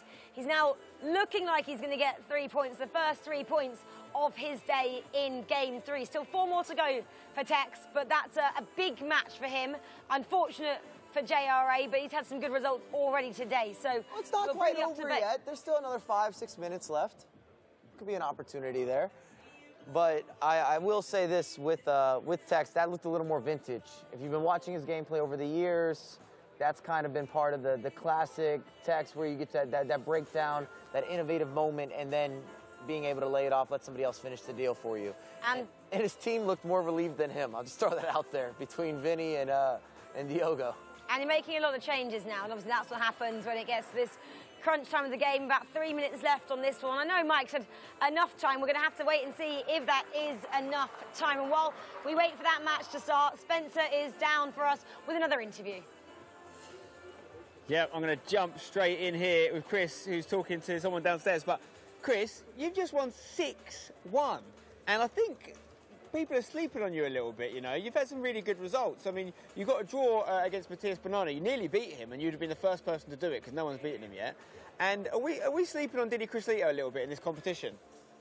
I don't think we're sleeping on me. Just I'm doing what is expected, so hopefully I can keep doing it and get out of the groups and go to the knockouts. Yeah, you're on to 15 points now, and you probably only need maybe 1 or 2 more wins to secure it. But obviously I know you want to do more than that. But 5 points so far today is a good showing. What's your overall aim for this competition? My aim is to just take it one game at a time. You know, every game is a final. So, yeah, just win every game and go as far as possible. You had a great comeback in that first game against Dylan Mike, 3-0 down, turned it back to 3-0. What was the key to your comeback in that one? Just an improvement in my mindset over the past couple of years. You know, I'm one of the most experienced players, so I've learned a lot through the years, and I just know, you know, never give up. Once you put that team press on, anything can happen. Especially in these single-leg games. Listen, guys, you've got to take North America seriously because we've already seen Lamps go through. Chris isn't through yet, but if he carries on doing what he's doing, he will be. He's doing very good stuff. I'm just going to turn over to this game here. I think there's been a late equaliser in the 90th minute. Manu Bashir, but he might go straight through from kick-off. Oh, my God, we've joined this at the right time, guys. So he's just gone to 2-2 after being 2-1 up. He's gone through from kick-off. We've seen a red card for his opponent now, and he's going to have a chance to completely turn it back on its head.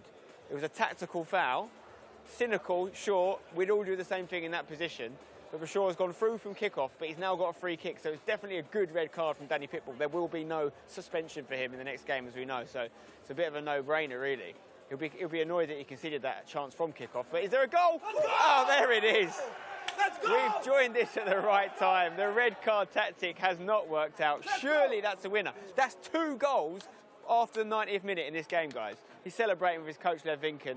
There is still a little bit of football to be played, but we're talking milliseconds here. That's a huge goal for the man that tops this group right now, Manu Bashir of Team Hullet, who's flying. Obviously, Team Hullet were the dominant team of yesterday. Dropped off a little bit in the earlier session, seeing the likes of Levi David and Oli Lito exit, but Manu Bashir is very much still in it. And you can tell this game's pretty much over. He's not even needing to hold the controller. I'm going to come straight in here, because the emotions are high.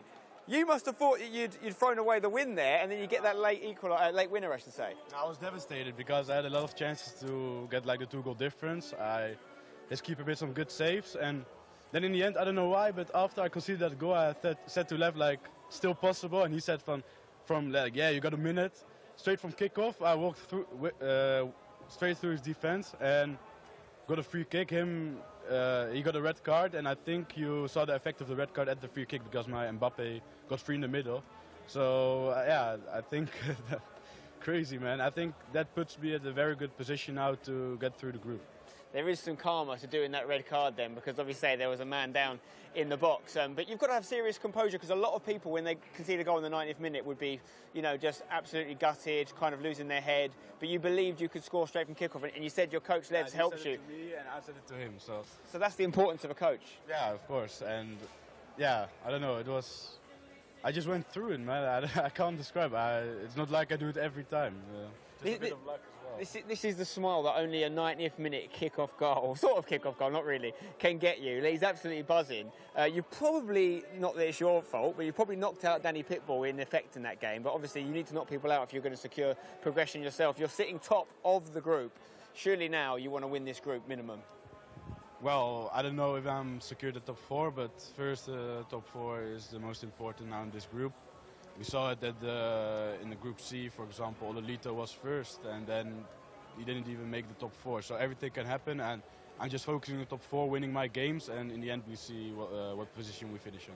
Yeah, we definitely don't want to encourage any complacency. Having said that, I think you're on 21 points now, which I think probably does secure it, but don't drop off. We've seen other people do this today. They secure the top 4 and they start losing games. You know, seeding is still a thing for who you're going to play in the next round, but good work, you. That's what we like to see. 90th minute entertainment. Guys, back to you for now. Yeah, entertainment then from Manu Bashir in his pod. And entertainment is about to start happening up here, because we have a special guest in our studio, in our little booth, party booth up here. And we've got FootCrunch joining us, one of the biggest content creators out there at the moment in FIFA. Welcome. Thank you so much. I'm gassed. I feel special today. He actually just said he feels really powerful with that microphone in his hand, which I'm not sure is a good or a bad thing. If you know FootCrunch, She just called us minions, so I don't know. I don't know what's going to happen. He might go a bit rogue here. We hope he doesn't. No, I'm joking. I'm joking. Thank you so much for joining us. How has your experience been so far of this amazing event? I actually am impressed. Like, as soon as I walked in, I actually had, you know, when you have no expectations, you just come in and you're like, wow, you're just blown away. I can't believe everything that they were able to put together. Because obviously your first event was playoffs just 10 days ago. He was there and he joined us in the commentary booth there. It was amazing. You're now here, the biggest FIFA stage on the planet. It really has just gone up that notch in terms of everything and the pressure these guys are feeling. I can't believe it. I'm looking at the results and I'm asking to myself, if you're losing, what are you telling yourself? Like, how, you know, like, if I was in their position and I was losing the game, me? Yeah, what would you tell yourself? I'll cry inside. I'm not a professional, am I? There's that one pod over there with FootCrunch, and he's just tearing up. He's just crying. He's played 2 games out of 14 and he's in tears. It's an early tear session, but he's in there. He's committed. I'm not sure we've had any tears yet, so we might get them if we ask too many difficult questions to FootCrunch there. But talk to us about the guys you're supporting. I came here today to watch Umut win. And he did that. And I texted him telling him, I'm coming to watch you lift the trophy. No pressure whatsoever. So you're here the whole weekend then, of course. Yes. I mean, if you look at his results, he's probably been the best player so far in terms of form. Are you the lucky charm? I hope. I don't know if there's a parallel, but every time he shows up, Umut gets down and gets busy. Yeah, and you also said you were keeping an eye on Dami, who's not been having the greatest couple of days in the office. I'm very sad. I thought he could get the results today. And every time I see, like, I thought he won one game and then he went against Doolin. I thought it was his big comeback and then he lost. But you were pretty happy to see that Tex result, 2-1 over JRA. You kind of gave a little bit of a cheer off camera. We didn't see that, but you did do it. Yeah, after that, I saw Tex win and I'm like, let's go, bro. Well, let's go, bro, indeed. He's up again now. He's taking on Oberon, I believe, in that matchup. But Foot Crunch, obviously you're a massive content creator. Everyone, knows and loves what you do. But are you able to kind of learn anything from watching these guys at this top level that you're maybe going to go and implement back into your content maybe when you go home? The first thing that comes to my mind is there is no chance I can get to that level. No chance. They are so good. I was asking Nicolas's brother. I think he already went through on the other bracket and on the other groups. And he was telling me how Nicolas trained like 4 hours every day. Imagine. I mean, look, Mike LaBelle's made it to 3 World Cups, so there's always hope for you. Thanks. Okay. I appreciate that. that. You can teach me too. Yeah, we'll do that. We're going to sit down. We're going to work this out. I don't like what's happening over here. He's calling me a minion. You got you throwing shade. It's always been very difficult to get to a FIFAe World Cup. Don't take that away from me. I'm still holding on to that. It's part of the Wikipedia page. It is very difficult. Sorry, Mike Bell. We love you as well. Should we have a quick look at the graphics and see what happened after round 3 in terms of today? And that's round 10 collectively, remember, just so we can bring Foot Crunch up to speed as well as you guys at home. So, Richard Buckley, I'm going to start on Group D. I know that's not logical, but because you think Manu Bashir might have secured his spot with 21 points. Pretty much, yes. There's 12 points left to play for. He's 11 points clear. It's not mathematical, but he's 99.9% there, given the results. I don't know about that percentage that you just threw out there. Yeah, I mean, it's a high percentage, but... He's there. Don't worry. You're up there with the hand sanitizer percentages. He's there. Matthias Manano as well. He's 10 points he's clear. there. 10 points clear with 12 points left to play for. So, really, I don't see much change in this. I'll be honest. I think you've got your top 4 there, locked and loaded. 5 points clear. Edson, Webb Nasri, Dami and Danny Pitbull need to produce something outstanding. Over onto Group B. You're always honest, by the way, Richard Buckley. That's why we love you. Yeah, but people want honesty. Do you know what I mean? Like, that's what they want. That's why I'm here. That's why I get paid. Oberon, top of the pile, 19 points. Pina on 16. Emre Yilmaz, JRA, Tex, Klenke. It's getting very, very competitive all of a sudden. That result from Tex, that late winner, has put him right back in the hunt for a top 4 spot. And we should mention that Oberon is playing against Yilmaz, and also JRA is playing against Stefano Pina. So there will be a lot of room for some movement in Group B, even after this round. Yeah, Tex against Jill as well in this round 11, round 4 of this evening session. So wins are needed again for Tex. Oberon's just got 1-0 up against Emre Yilmaz at the top of the table as well. Oh my God. Yeah, well, let's just jump into a couple of games. And whilst we've got Foot Crunch here, let's go into a game that he'll be excited to see. Tex, of course, he's just mentioned that he's a big fan of him, taking on Jill right now from Genk. Nothing separates them at the moment. But yeah, guys, just talk us through what you're seeing out on screen at the moment. Well, we're going to see if Tex is going to kind of be back to what we are used to seeing. That was a huge win for him against JRA. And he was able to forge a comeback, which does a lot for your confidence. You saw some relief out of his camp. I've got both Richard and Rachel dancing next to me. Please, someone clip this so I can bring this out. And now I think it's fair to say it's closer to a club than a business class ticket. That's been the debate yesterday. The setup, we were talking about what does it feel like, and I said, I think I'm going to a nightclub where we're playing FIFA, and then it was brought up as a first class ticket, and Callum from SAF was saying, I don't know, maybe more of a business class. You're welcome to have your interpretation. It doesn't have to be either. Yeah, what do you like in this too then? Come on.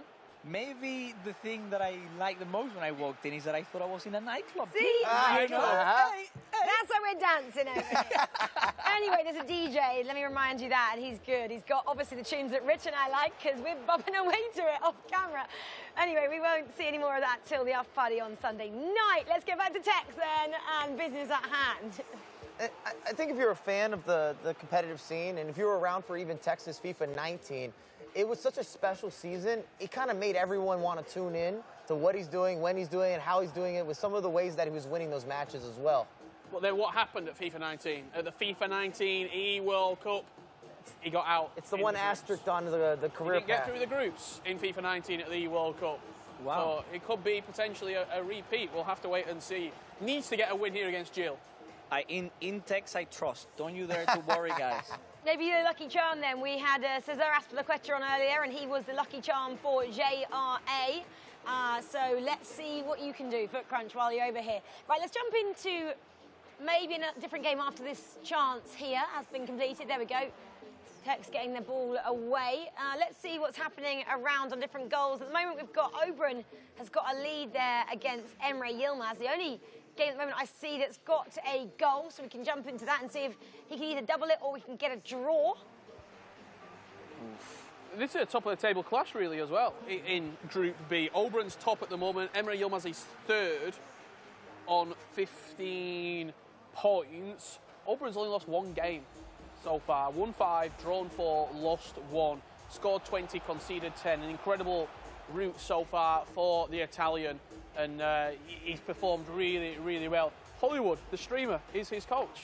Hollywood 205, 285. Really? Yeah.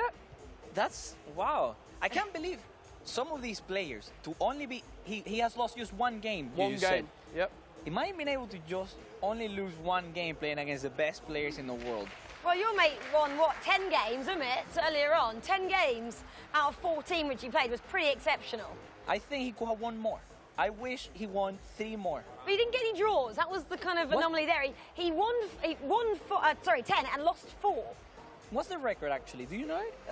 For the most games won in one group stage? Well, Amit got 30 points, so he won 10 and lost 4, so that is him. I'll do you one better. Matthias Bonanno's unbeaten. 5 wins, 5 Matthias draws. is unbeaten. Anyway, we love to talk about Matthias Bonanno with Richard Buckley's in the house, and he is, so we're going to hear a lot more of that fella. But right now, it's half-time in that Tex taking on Gilles matchup, and Spence has an update for us. I'm coming mid-game to Tex here. It's 0-0 right now. Tex, you had a slow start to today, but you did get your win. How are you feeling? Not good. Just want to put a ball in the goal. What do you need to do that apart from the obvious? What needs to change? The opponent's goalkeeper. Saving everything, are they? Yeah, every time. Okay, he's got to work for that breakthrough, but Tex is mid-game, 0-0 with Gilles. Gilles obviously sitting at the bottom of the table right now with 7 points. Tex on 13, just outside the top 4, but a win is a good chance. A win will put him into that top 4 spot, so all to play for. And to my left, we've got Klenker right now, 1-0 up against Benny CR7. So Benny needs to bounce back in that one because he's sitting on 9 points, and a loss here could see him fall out of his chances of getting into that top 4. So it's all going on here, though, in the booth for Team Fnatic. Can they mastermind another win for Tex after you got that big win against JRA? Back to you guys. That's a good way to put it, isn't it? Can they mastermind it? Because they've got a team around them. Tex obviously got 2 guys in his booth as well, which can help him. Richard said that was going to be the key to him getting another win. And, you know, Tex mentioned yesterday he just wants to get out of the group because then, remember, we go to 2 legs of FIFA. As soon as we go to knockouts, we may see the Tex of old become the Tex of new again and get those results that we know he's capable of. Mike, Foot Crunch, Richard, give me a game to go to. Mike, what game do you want us to go to? I'd like to see the JRA Pina game. It's still 0-0, but it's in the 50th minute. And again, this is a position in the group where they will change places depending on what happens here, or potentially what happens. Yeah, absolutely. As it stands right now, I want you to say it right now. He's going to put me on the spot. I can already feel games, it. Right? 4 games left still. Who would you say passes in the group? Well, we have to go group to group then. If we're No, gonna go just in the Pina group. in the Pina group, I still think Tex will get it done. Yilmaz, Stefano Pina. I think Oberon's getting through. So JRA drops out. So we've got JRA dropping out if you're putting me on the spot. I feel like Clanky's going to get through, though. Someone's got to drop. This is difficult. Like there's 6 names there, there's only 4 go. I'm just going to keep talking about people, you know? And then... I'll give you an answer. Oberon, Yilmaz, Tex, Clanky. I'll hold you accountable for that. There you go. You've got Stefano Pina dropping out then. And there's your goal for you for JRA. Well, JRA is having pretty good time at the moment on day 2. We know what happened yesterday. He came back firing and has definitely picked up where he left off yesterday with a goal there. Maybe Spencer's shown him that little message from his boss, who's out pre-season with Chelsea. Dave, as the Chelsea fans like to call him. Cesar Azpilicueta is what we all call him. Anyway, we'll stay with this for a short while and see if he can double this. 56-minute goal then from Son. Yeah, what a player he is. Have you used that Son with the shapeshifter? Brilliant. I've had the chance. Oh, yeah. Have you put him into motion? I actually used Son once, and every single thing I touched was a goal. You could give him a melon, he will turn it into a goal. That's literally how good he was. I think what's the best player you have used? Probably my pack-pulled 99 Pele. There you go. Okay. He set you up for How that. many times has he said that? Every single broadcast. Well, I packed Moments R9, if that's something Maybe that... one better. Fresh, too. I like this. Keep telling him what else you packed. As a obviously FIFA creator, that's what Foot Crunch does as well. Very good. Paxi's great player. Texo may have just scored behind us. He's having a sip of water on our screen, so that's probably an indicator of someone has scored in that game. Diogo having a couple of words of him there. The guy in the black, that's his main coach, isn't it? Yeah, you can just see on the screen behind him the tifo rolling up and the replay was going out there. Texas players walking back to the centre circle, 1-0 to the good against Jill. He had to get something going. He had to get the momentum rolling, and a really big performance and big win if he was to see this game out. And again, just an extra pass that's being made there, getting back to the basics in many regards. And I keep building this, but it's so important that you have that infrastructure. And Texas had everything but that final third play, and it's starting to come together a little bit today. Ooh, yeah, absolutely. Well, you know, Jill did take the better of him in this previous game, as we can hear shouting behind us. I think it's coming from Matthias Bonanno, actually. We'll bring you up to speed on what that match-up, what that result was there. He's up against... Pitbull. Danny Pitbull next, I think he plays. Let's bring you that result, though. I'm not sure what that screen was for. Anyway, Tex, at the moment, on your screen. He has recovered, right, Tex? Oh, Pina just hit the post. I think it was for, the shout was Emre Yilmaz going 2-1 up against Oberon. Oh, what a miss. That puts a spanner in the works, right? It certainly does. Oberon, wasn't he first? Yep. With no losses? One loss. One loss. Yeah. Hopefully. Ooh, okay. So Umut might keep the record. We should ask, what's the team talk look like when you talk to Umut, outside of Umut gang? Because you told me you were coming, you had expectations. Outside of that, what are the back and forth, the behind the scenes? Honestly, I go to him, I'm like, when? I came here for you. And that's where it ends. That's literally, Umut is a man of ice, honestly. But every time I see him, you guys, I don't know if you have met him personally, but he's such a kind person. What's been, do you think, the change in his game to get into this top level? Because we've seen him throughout the season, got to those E-Champions League finals back a couple of months ago in May, but didn't quite get to the level he wanted there, went out quite early in the final 8. But he's really came out firing since then. What do you think that change is down to? I was talking to his coach, Ferminator, before, and I asked him, what are you feeding Umut? Yeah. And he told me, I'm feeding him confidence. Good answer, by the way. Confidence. Well, I think Tex may have been fed some confidence because he's just got a second goal against Gilles there. Ooh. You can see how deflated he is. You can see that replay behind Gilles there on the screens. And yesterday he lost against Jill, which is worth mentioning. It was actually a big turning point in his day, and it was a 4-0 defeat. He didn't look like himself. There were a lot of mistakes. We saw an offside trap late where he was giving up goals. But I want to track back almost to some of the as we're seeing that goal here, that extra layoff again. You're seeing the quick passing from Tex that allows him to double his lead. And I was saying this earlier, I don't think Umut's peaked. I don't think we've seen the best Umut, and he's already smashing a lot of the competition, and he's only really been in the scene for the last couple of years. Well, Foot Crunch, would you agree with that? Yes, actually, when I first met Umut, he was basically just starting to develop as a player. The moment I was with Rebels Gaming, I remember Umut had just come off maybe winning one trophy and being, you said it even earlier, a more defensive-minded player, and he has kind of over time become a more complete one. I mean, I'm going to just jump ahead a little bit in terms of what is happening tomorrow as we get another goal back from Gilles here to make it 2-1. Umut's taking on Young tomorrow in his first round matchup in those knockouts. The Brazilian, who we know how good he's been so far this competition, that's a little bit of a different matchup there. You know, maybe the German in the form of Umut might have not played Young that many times. In terms of these big competitive matches. Online, yes, obviously. My personal belief, you know when you believe in someone, you believe in them so much that you don't care what is in front of them? I believe in Umut that much. I know he can do it. Oozing of passion over here. I am.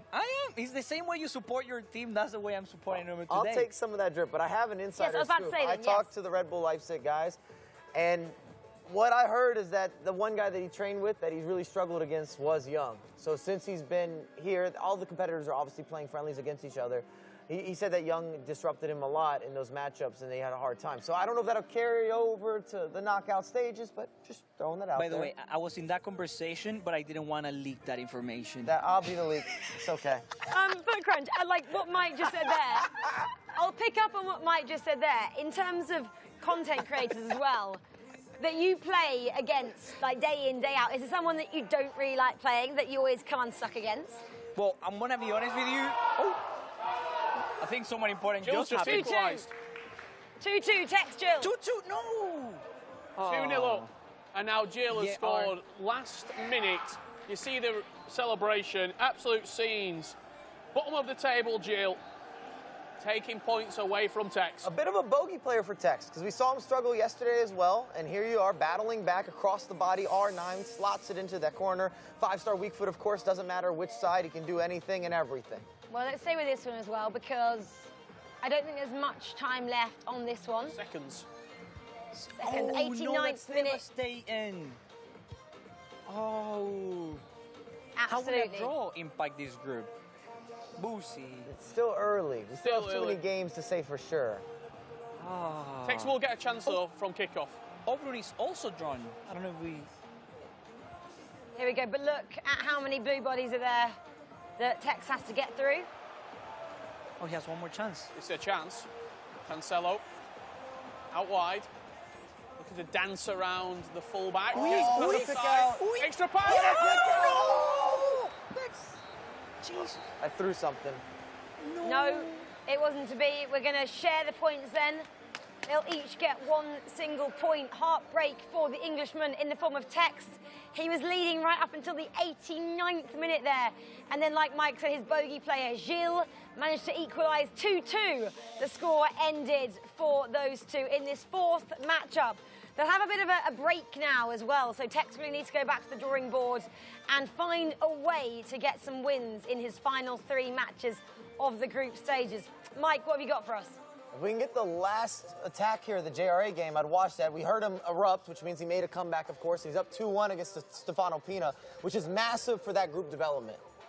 Asking Sure Steve, Mike Lavelle, JRA 2-1 up against Pina with Tex dropping points as well, alongside Yilmaz dropping points. There could be an opening in this group for Klenke to move into that top 4 and also JRA to push back into the top 4 into second position if he can hold on this result. Pina out wide, looking to dance around the defence. Can he create something magical? No, he won't. JRA will see this game out as we hear a monumental reaction from behind us, because with that result, it really does put him up into second position. Yeah, that was a massive result, and you can see what it means to his friends and family out on the floor. Lots of people spectating on this second day, as it's a massive day to see who goes through to knockouts. Well, 2 matches started a little bit later, and that was Dylan Mike and Matthias Bonanno in their respective matchups. So we'll pick one of those to go to now. We'll go to Dylan Mike. First, he's Emmanuel Bashor he's taking on. We can see how they're getting on. I believe it's 0-0 at the moment. Only 16 minutes on the clock. We had a bit of a delay there, guys, didn't we? Don't know what that was down to, but there's a break after this. It was a bit of a console issue we had, but these things happen. It doesn't matter. They are underway now. I think, but how do you pronounce it? Bachur? Bachur. I think he's first in his group, right? And Dulen might be second or third. Yes, Dolomite is third on 16 points. Manu is top on 21. That is crazy. This game means everything for both of them. Dolomite probably needs to win to cement himself in that top four. If Manu Bashar wins, mathematically he's through no matter Running what. away with it. Yeah. Okay. I would echo that statement. This would be a clinching opportunity before we go into a break for the likes of Dolomite, who's kind of had an up and down day. Overall, still positive. But when you're leading multiple matchups and you give up those leads, you allow for a comeback, it does weigh on you mentally. Yeah, I mean, we haven't really spoken about Dolomite as much as I think we should have done, considering how he is in terms of what a player he is in the community. I mean, Foot Crunch, what do you know about Dolomite? You know what I remember? At the start of the game, I think he won one tournament very early on, and he had some tactics that everybody was using. And back then, don't mind if I said it, I hated playing against them tactics. But when I met Dulen, again, another lovely bloke. 5 at the back is what Michael's talking about. I had some context. I'm ready for it. A youngest Foot Champ Cups winner, Foot Cup champs. I got all those words in the Foot right Champions wrong Cup. You place. got They're it. there. They're in the correct association. But he got the job done and then brought in the 5 at the back, which was a new meta for, I would say, months of that FIFA iteration. Yeah, that is a tough formation to play against. It's one of those that you have to use yourself too. Did you use it? Did you succeed with it? Listen, I think nobody wants to know that. They will put me on the spot then. Because if I use it and I don't like it, then... But yes, I did. I did use it because it was really good, Dulen. I think everyone tried to use that, of course, like I did with Dami and his tactics and formations at the EPL as well. Oof. Well, let's see if Manny Bashar can get an early goal here over Dolomite. He's making it a little bit hard work, though, as we'd expect from these two players. It certainly is, and we've almost picked the game that's the least entertaining out of Group D, because all the other games have got goals in them. Matthias Bonanno 1-0 up, Dami 1-0 up, and Didi Crislito 2-0 up to the good. With a win, Didi Crislito could potentially really put himself in a promising position on 18 points, pulling away from everybody else, really, 5 through 8. If we get a glimpse of this Dami versus Webb Nasri game, with both these guys needing a win, they're going for it. You can see it's end-to-end stuff. And I just have a feeling there's going to be a couple more goals potentially, even before the half. Well, I know Foot Crunch will like to see the Dami game as well. In Dami we trust. In Dami we trust against Webb Nasri. I was looking towards him to go through. Richard, is he looking likely? No. Okay. Not really. He's currently on 9 points. Didi Crislito's the benchmark in 4th on 15. So you'd need 2 wins in the remaining 3 games, including this one. It's going to be a very, very hard sell for both of these two players to go through, alongside Danny Pitbull as well, who is currently 2-0 down now to Matthias Bonanno. And depending on what happens, though, if they were to get a win in this matchup, or at least one of these competitors, you would put yourself back with a chance, because you'd still have 3 games remaining after the break. And just depending on results and how you play in those results, that's still 9 points that would be available for you. Yeah, absolutely. And I mean, the game after the break as well, Dami, if he was to win this, plays Didi Crislito. So he's taking them points away from the person that he's chasing. So it's doable. There's potential there, but it would be a heroic comeback for either of these two to reclaim the top 4. We've had some villains. I'd be happy to have some heroes as well. We can put it on the board. I mean, I think heroic comebacks, we need to look at Stingray from earlier and JRA Lion now. Stingray, too. Oh. Yeah, Stingray, go on then, Crunch, what did you make of him earlier? I was actually talking to the SAF team earlier, and I remember going in yesterday I wasn't here, but I kept track of the leaderboards, and I think Stingray was 5th. And then as soon as I arrived, he was 2nd or 3rd. Yeah. And I'm like, what are you guys feeding him to? And they were saying, we don't know in this case, because apparently Stingray just decided to be cold today, score as much as he could. And he had confidence as well. Spencer spoke to him after he got through, and he said, I'll see you tomorrow. No, I'll see you Sunday. And Sven was like, okay, well, he believes he's going all the way. Well, this is the Didi Chris and Edson matchup. Didi Chris, I never know what to make of a scoreline when Didi Chris is leading or coming from behind, Mike, because he just decides to surprise us all the time. It's got to be said, Diddy's been brilliant today. Yes. He's probably not looking forward to a break, just with how much free flow and the opportunities that have been created. And I keep saying that there's been a lot of versatility and variety, but he's the perfect example from some of the back post crosses, some of the build-up plays, some of the defensive swaps, formation adjustments, and the comebacks he's made. You have to applaud him. Yeah, exactly. Diddy Chris has been excellent. We keep mentioning he has no support team with him either. Mike Lavelle asked to go and sit in his pod, and he said, no. You set me up for failure. Go away. You set me up for failure on that. Diddy Chris did. But, yeah, very much liking this matchup against Edson. 2-1 up at the moment. What a lovely shot there then. Dylan Mike is in action against Manny Bashaw there. We can see Matthias Bonanno. To the right of your screen, he's in action against Danny Pitbull, leading 3-0. Now is the man from Argentina via Spain, is what we like to say for Team Heretic. And look, I always feel like somebody else needs to say this about Matthias Bonanno.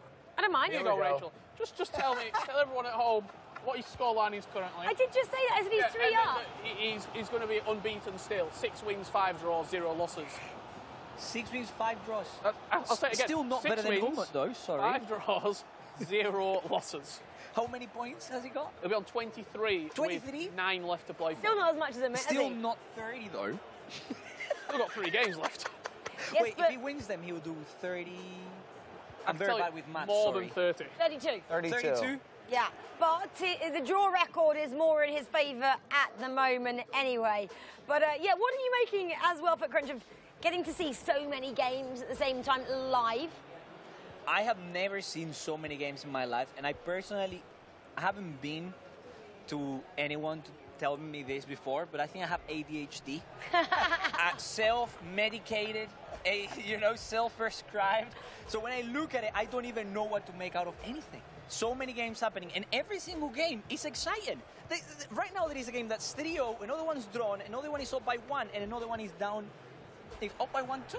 Like, you pick a game, there is an exciting thing happening in there. That's FIFA for you, FootCrunch. You're a FIFA man. You should know this. Yes. Anyway, there's 4 more matches happening because of this short break, and Spencer is around the floor for us. Going to give us a little walk around, aren't you, Spence? Yeah, I'll take you for a walk, no problem at all. Diddy Crislito, 2-1 up, as you guys know. Going about his business very, very professionally today. Very impressed with him. Up against Edson here, who really does need some points. Edson sitting on 10 points. If he doesn't win this game, it might be too much for him to come back from. This game here is exciting to me because I feel like right now it's the worst possible result for both players. Webb Nasri and Dami drawing right now. Neither can afford a draw. Someone has to run away with this, get the points, and give themselves a fighting chance of making that top 4. But the odds are certainly against them. If we keep walking down here, we'll see the man that is absolutely flying, Matthias Bonanno. He's 3-0 up against Danny Pitbull. This will probably end Danny Pitbull's involvement, if not mathematically, all but. But Matthias Bonanno is someone I'm definitely going to get an interview with at some point. We're going to use a translator for it because I definitely want to speak to him because this man is unbelievable. I mean, he's still not lost. He's the only person left in the tournament that hasn't lost a game at all. And that's not necessarily surprising. Dylan Mike is at 1-1 here in a big game against Manu Bashore. This game has been very interesting because Bashore is sitting second in this group now. Well, I think he'll be second if Bonanno ends up winning the game. Right now he's top. Dylan Mike sitting in third with 16 points. He's doing what other people have been doing to him and coming back into that game because he was 1-0 down. Remember, at the start of today, he blew 2 leads in a row, 2 games in a row, and ended up drawing games. Obviously, these guys are on break right now, so this is the sort of the downside. Hello there, how are you? We've got some guys just chilling out from the teams. But yeah, this is going to get a lot more lively in about 10-15 minutes. Benny CR7 and Pinner and Emre Yilmaz all choosing to take their breaks in their booths, though, interestingly. They're still up there. The rest of them have gone for some refreshments and whatnot. But we'll be back soon for these guys playing some games. But for now, back to you guys. Yeah, love those little walk-arounds there. And we, as you were talking, we just saw that Webb Nasri got another goal against Dami, which may send Dami pretty much out of the competition at this stage. And it puts Webb Nasri on 12 points. So it's a great result for the man, the sole representative from Asia there. Well, still a couple more moments on the clock here. 17 minutes, 20 more to go. Well, if it stayed like this, Dami's on 9 points, I believe, and there'd be 9 points available. That's 18 total. That's not enough, I don't think, in this group in order to claim a position. Dami would be on 8. Oh, if he lost, so 17 points still, once again, not going to be enough in order to progress throughout this group. And FootCrunch is looking somewhere where he wants to go. Yeah, Doolin is just up by 1. I remember that game. He was down 1-0, you're right. Yeah, now he's winning and he's making a statement. Remember, we were talking about this earlier. If he wins this game, he's kind of telling the world, yeah. Yeah, 2-1 up now, so, I mean, for Dami, it makes it even worse because the points that he's got to try and catch are even more. Dami, Webb Nasri, and Edson all want draws, really, above them, so they can try and make the difference. It's going to be a real tough ask. More than likely, whoever loses that game between Webb Nasri and Dami will be eliminated, yeah. And back to the Dolan Mike matchup, he has a lot to prove here. Not only struggling in a previous FIFAe World Cup, but also signing for a new organization. He just moved to Focus Clan going into this event. Anytime you sign for a new organization, whether it's a club or it's an esports org, you want to give them an immediate return of investment. And yesterday it was 4-1 to Manu Bashar in this previous fixture, so certainly turning it around, Dolan Mike, here on day 2. Should we jump into that game then in the final stages? Dolan Mike and Manu Bashar. We keep talking it up what it means to Dolan Mike after just signing for a new organisation. That was a moment there. What a missed opportunity. Yeah, it looked like a certain goal. He just couldn't quite find the cutback. Dolan Mike to make it 3-1. Cross whipped into the box. He's going to win the first contact. Who is that? Is that Dolan? Good jump into that game. 3-1. Let's go. Dolan Mike putting the pressure on Manu Bashar at the top of the table. That's going to be another loss for Manu Bashar to add to his resume. It'll probably put Matias Bonanno top. Dolan Mike will edge the gap as well, up to second. This group is moving like crazy, by the way. Yep. And we've seen that strategy utilized by a lot of competitors where you're whipping in crosses, where you have isolated matchups, and then you're also sending Ruud Gullit. You almost have him triggered to get into the box for those crosses, and he gets a secondary opportunity where you can take it off someone's foot. You've got a 6'4" grown man ready to gallop through that midfield, and he just makes such a difference. It's a complete package in terms of taking up space and then still having some of that offensive ingenuity that we're looking for. So one of the games is wrapped up then. Matias Bonanno 3-0 over his opponent, Danny Pitbull there. 2 more games still being played. This one 3-1. Mike's pointing, gesturing like we're going to have a moment there. Not to be at the moment. Directing, sorry. 3-2, Diddy, Chris and Edson. Final stages, 7 minutes left on that one. And Webb Nasri Dami is as we left it. No, it's not. It's 3-1 now to Webb Nasri. So he's extended that lead. You mentioned Danny Pitbull, Matias Bonanno. We're talking about people eliminated. Danny Pitbull probably mathematically out as well. Maybe not mathematically, but theoretically eliminated from the tournament. Also mathematically, I think it is official between, if Webb holds this result, I think Dami as well as the Pitbull will both be eliminated in terms of points that are possible that can be allocated. I know you're sitting there doing some math for me. Well, please back me up on this math. Diddy Chris now taken the lead against Edson. I think it would be because he'd go to 18 points. Maximum amount that Danny Pitbull, Dami can get is 17 from the remaining 3 fixtures, 9 points available. So it would be, yes, with Diddy Chris winning. Possibly then looking like North America will be representing big time in the knockouts if Diddy can continue this fine vein of form he finds himself in, as we see if Manu Bashar can dance around Dolan Mike and find an opening. Oof. No, that's going to be the end of that matchup. Dolan won. Good result for Dolan Mike. Really good result. I think it just goes to show as well with the reverse fixture. You lost 4-1 on day 1. You won 3-1 on day 2. Start to maybe take shape a couple of these second leg performances where they could be adding up with the aggregate scoreline as well. And Dolan Mike's progressed and prospered today, but it hasn't been easy whatsoever. He's faced a lot of adversity. If you think about some of the results, the leads that he's had, the leads that he's also given up, but he's been able to battle back. So shout out to Dolan Mike and his coaching there to stay mentally strong, because we saw some despair on his face early on. Yeah, we did. Ouch! That just crept over the line there, didn't it? The game ends on that note. I think that will end on that note. 4-1, I think that was now. Yeah, 4-1. Webb Nasri. That's a lot of goals as well, which could be vital as we come to the latter stages of this group competition. What did you say earlier, Mike, when you said sometimes when you score a goal or you miss, your opponent misses and you say, yeah, it's my day. You can tell Dami walking away there, Ranner's walking away. It's not my day. This is not my day. This is not my turn. If that's going in, common goalkeeper animation, dribbles in. It really wasn't in the corner. Yeah. adding up to that, because I've been watching Dami very closely on the previous game against Dul and Mike, and actually in their game, Dami had a chance to score with a penalty that he shot to the middle. Dul and Mike saved it, and then Dami gave a penalty away. Dul and Mike did the penalty. Dami stayed in the middle. Dul shot left and scored.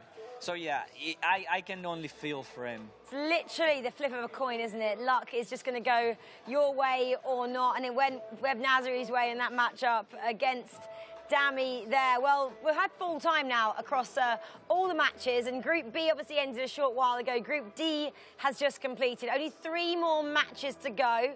Group D will now have a little break. We will say goodbye for the time being. Foot Crunch, thank you so much for joining us on the sofa. It's been a blast having you here.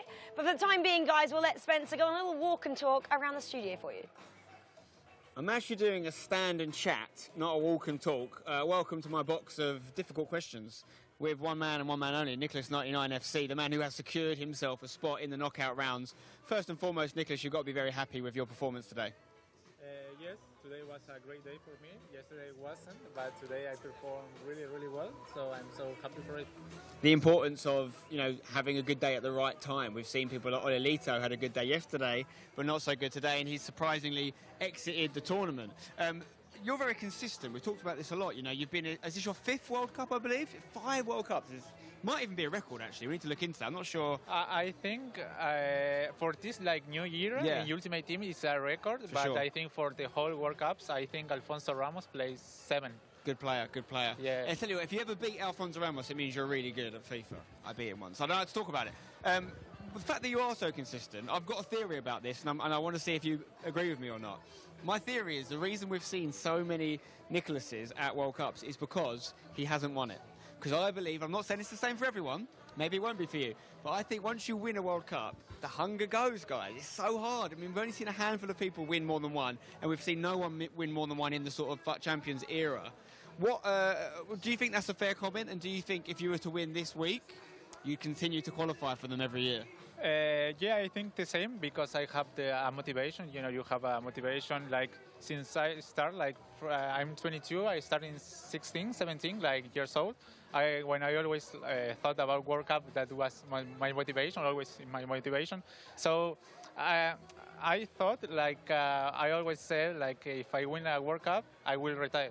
Oh, okay. So I don't know. I don't know. So you're saying this could be your last couple of weeks of FIFA? I don't know. Don't do it to us. I prefer going out retire like a winner, not like a loser. Well, just keep winning them then. Just keep winning them every year. I don't know.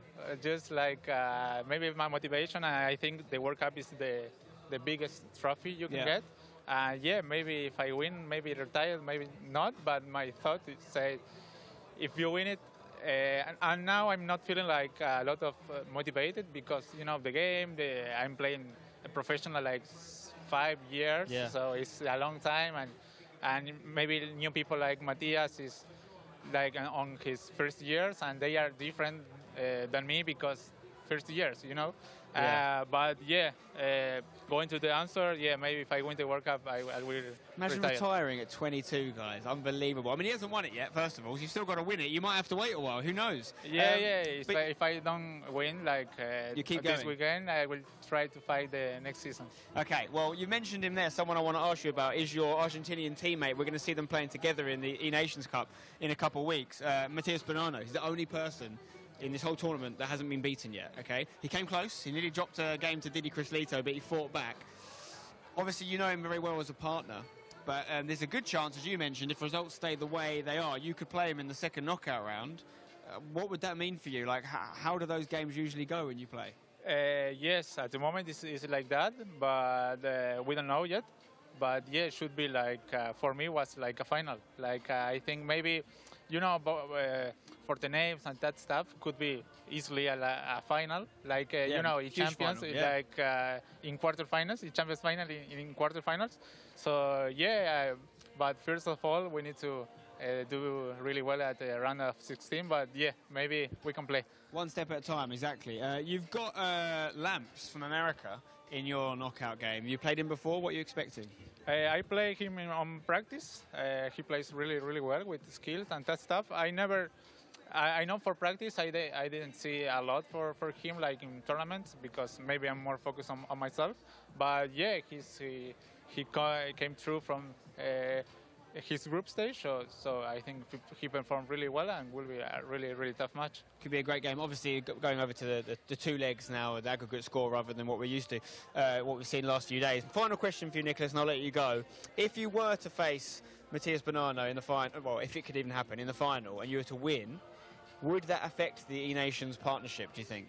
No, I don't think so. Like 1v1 is different than 2v2. Now we are like opponents, but on E-Nations we are teammates. I learned a lot about him, like his gameplay and that stuff. So 1v1 and 2v2 is so different. And in 2 weeks on E-Nation we will try to get the trophy too. The professionals to the very last minute, and Argentina definitely a country to look out for at the E-Nations, arguably the strongest team you could say, but this is all about the E-World Cup right now, and we're talking to a man who's very good odds to get, if not all the way, certainly close. Nicholas, thank you very much. Take the mic off you. We'll see you tomorrow. Well done. Obviously, we just spoke to a man who's gone through. Next, I want to speak to a man who unfortunately has exited the competition. Kay Correa, come in, please, from Germany. I mean, you've had a few hours to digest what happened this morning. You had a really fantastic start yesterday, and then it came the wins got a little bit harder to come by. How are you feeling in the aftermath of exiting the competition? I mean, I think I need some time to process what happened today. I mean, it's a little heartbreak. Some things just went against me today, but it hurts.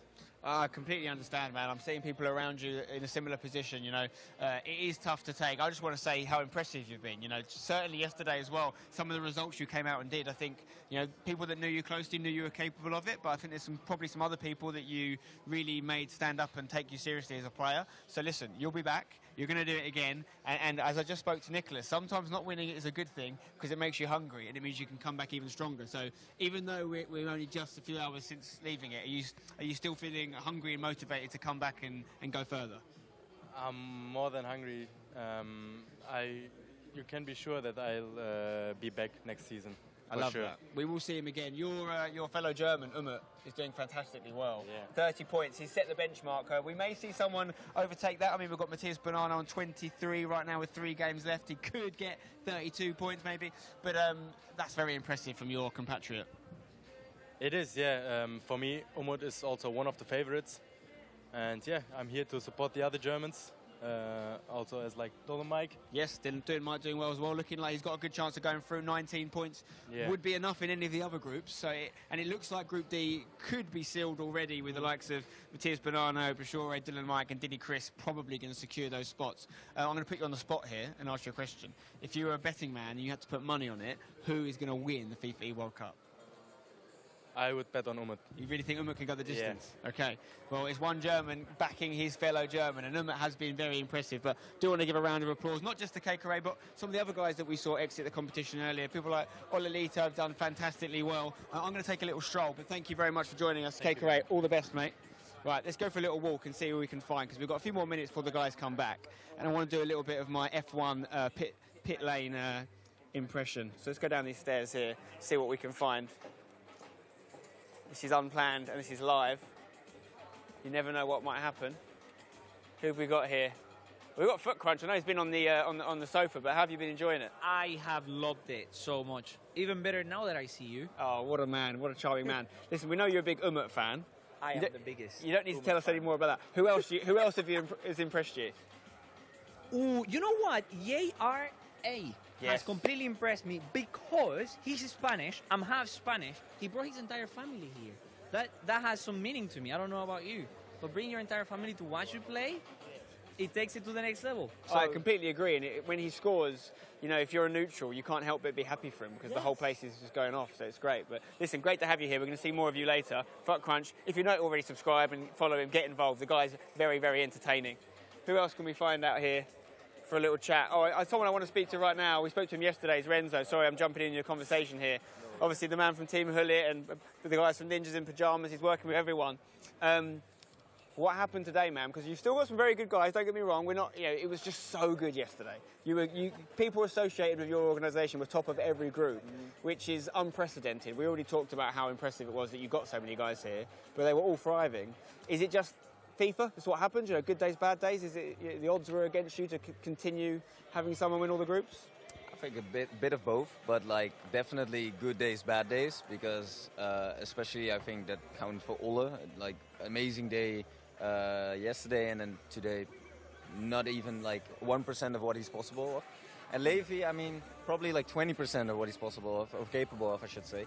But yeah, I mean, sometimes the odds are not really in your favor, like hitting the post at certain times, conceding at the last minute. But in the end, own faults, own mistakes, and yeah, we just have to get better in the next tournament. But now Emre is still on, and Manuel is guaranteed. So yeah. Now, you still got plenty of guys in the competition, and someone associated with Team Hillett could win this whole thing. One thing I do want to say, though, we talked about it yesterday, is one of your secrets is the way you look after players and the way you sort of educate them, and it's coming through, because even the guys that have got knocked out, they're very magnanimous in defeat. Olelito takes it, is very mature and professional, so credit to you guys, because even when they're losing, they're doing well. You know, that's a big part of esports for me, is how they handle challenges, because there's a lot of them in FIFA, that's for sure. We're going to keep taking a walk through here. We're going to have a chat with the man from Portugal, Tuga. I don't know if he's expecting it or not, but we're going to jump in for you, pal. Obviously, you went through today in sensational form in a late goal. The support you have behind you has been unreal. Feels like all of Portugal's backing you. You must feel very proud. Yeah, absolutely. As you said, I was out with a catch goal at the beginning of the second half, but the support, my family and my friends, and also the Brazilian guys that they gave me throughout the match, give me the power, give me the strength to make a comeback and to qualify for tomorrow. I've got one question for you now, really big one. Tuga's one of the guys still in the competition that's qualified for all three events. Got the FIFAe World Cup, you've got the Club World Cup next week, and you've got the E-Nations. If I offered you one of them now, but you only get to win one, would you take that deal? I don't know, honestly. What if I offered you two? I'll shake your hand right now on two. Two, I'll shake your hand. He'd take two. Interesting. If he gets two, it would be unbelievable. He'd be putting himself in the conversation as one of the best players of all time. Tuga, thank you very much. The games are just about to get started now. They've got the guys back in position. In fact, some of them already have started. Up top, you can see some of the guys have kicked off. We've got Pinner versus Tex in the top corner. We've got Emre Yilmaz versus Gilles. We've got Benny CR7 versus JRA. JRA looking to complete what will be an incredible comeback if he ends up qualifying out of this group. Really impressive after his start. 3 losses in a row yesterday. Klenka versus Obron. That's a really big game. Both those guys in the qualification spots right now. But we might have a little chat with Dylan Mike. Have we got some time, Mike? Can I jump involved? Okay. Well, I need to talk to you because we haven't spoken to you properly today. And even though you didn't lose the first 2 games, I know how you'd probably felt like a loss because you were winning, particularly I think 3-0 against Chris Lito. It ended up 3-3. But you managed to bounce back from that and put some wins together. That takes mental strength, doesn't it? Yes, definitely. Especially after going 3-0 up, it was like a certain win for me, especially in the best of 1. And to throw that one away, and then also in the next game, I was 2-1 up until the 85th minute. So in my head, I thought like I lost 4 points, even though I just drew 2 times. And obviously, I'm happy to bounce back with my coach and to get 2 wins out of my last 2. You're sitting in 3rd in the group right now, 19 points. You know, the group's looking like the top 4 are pulling away a little bit, but maybe one more win just guarantees it. But what are you hoping to finish in terms of position? Obviously, the main target is number 1, but first of all, I'm just glad that I'm through when I'm finally through. Have you started thinking at all about who you might play if you get through from the opposite group, or is it too early for that? It's too early for that. I think step by step, and the first step is to complete the group stage and to go into knockouts. Okay, best of luck to you, Dylan. Mike, keep up the great work. You know, if those 2 draws had ended up as wins, he'd probably be leading this group right now, which would be a massive achievement when you've got people like Manu Bashir and Matthias Bonanno playing the way they're playing. Let's go through to some of the games that have started.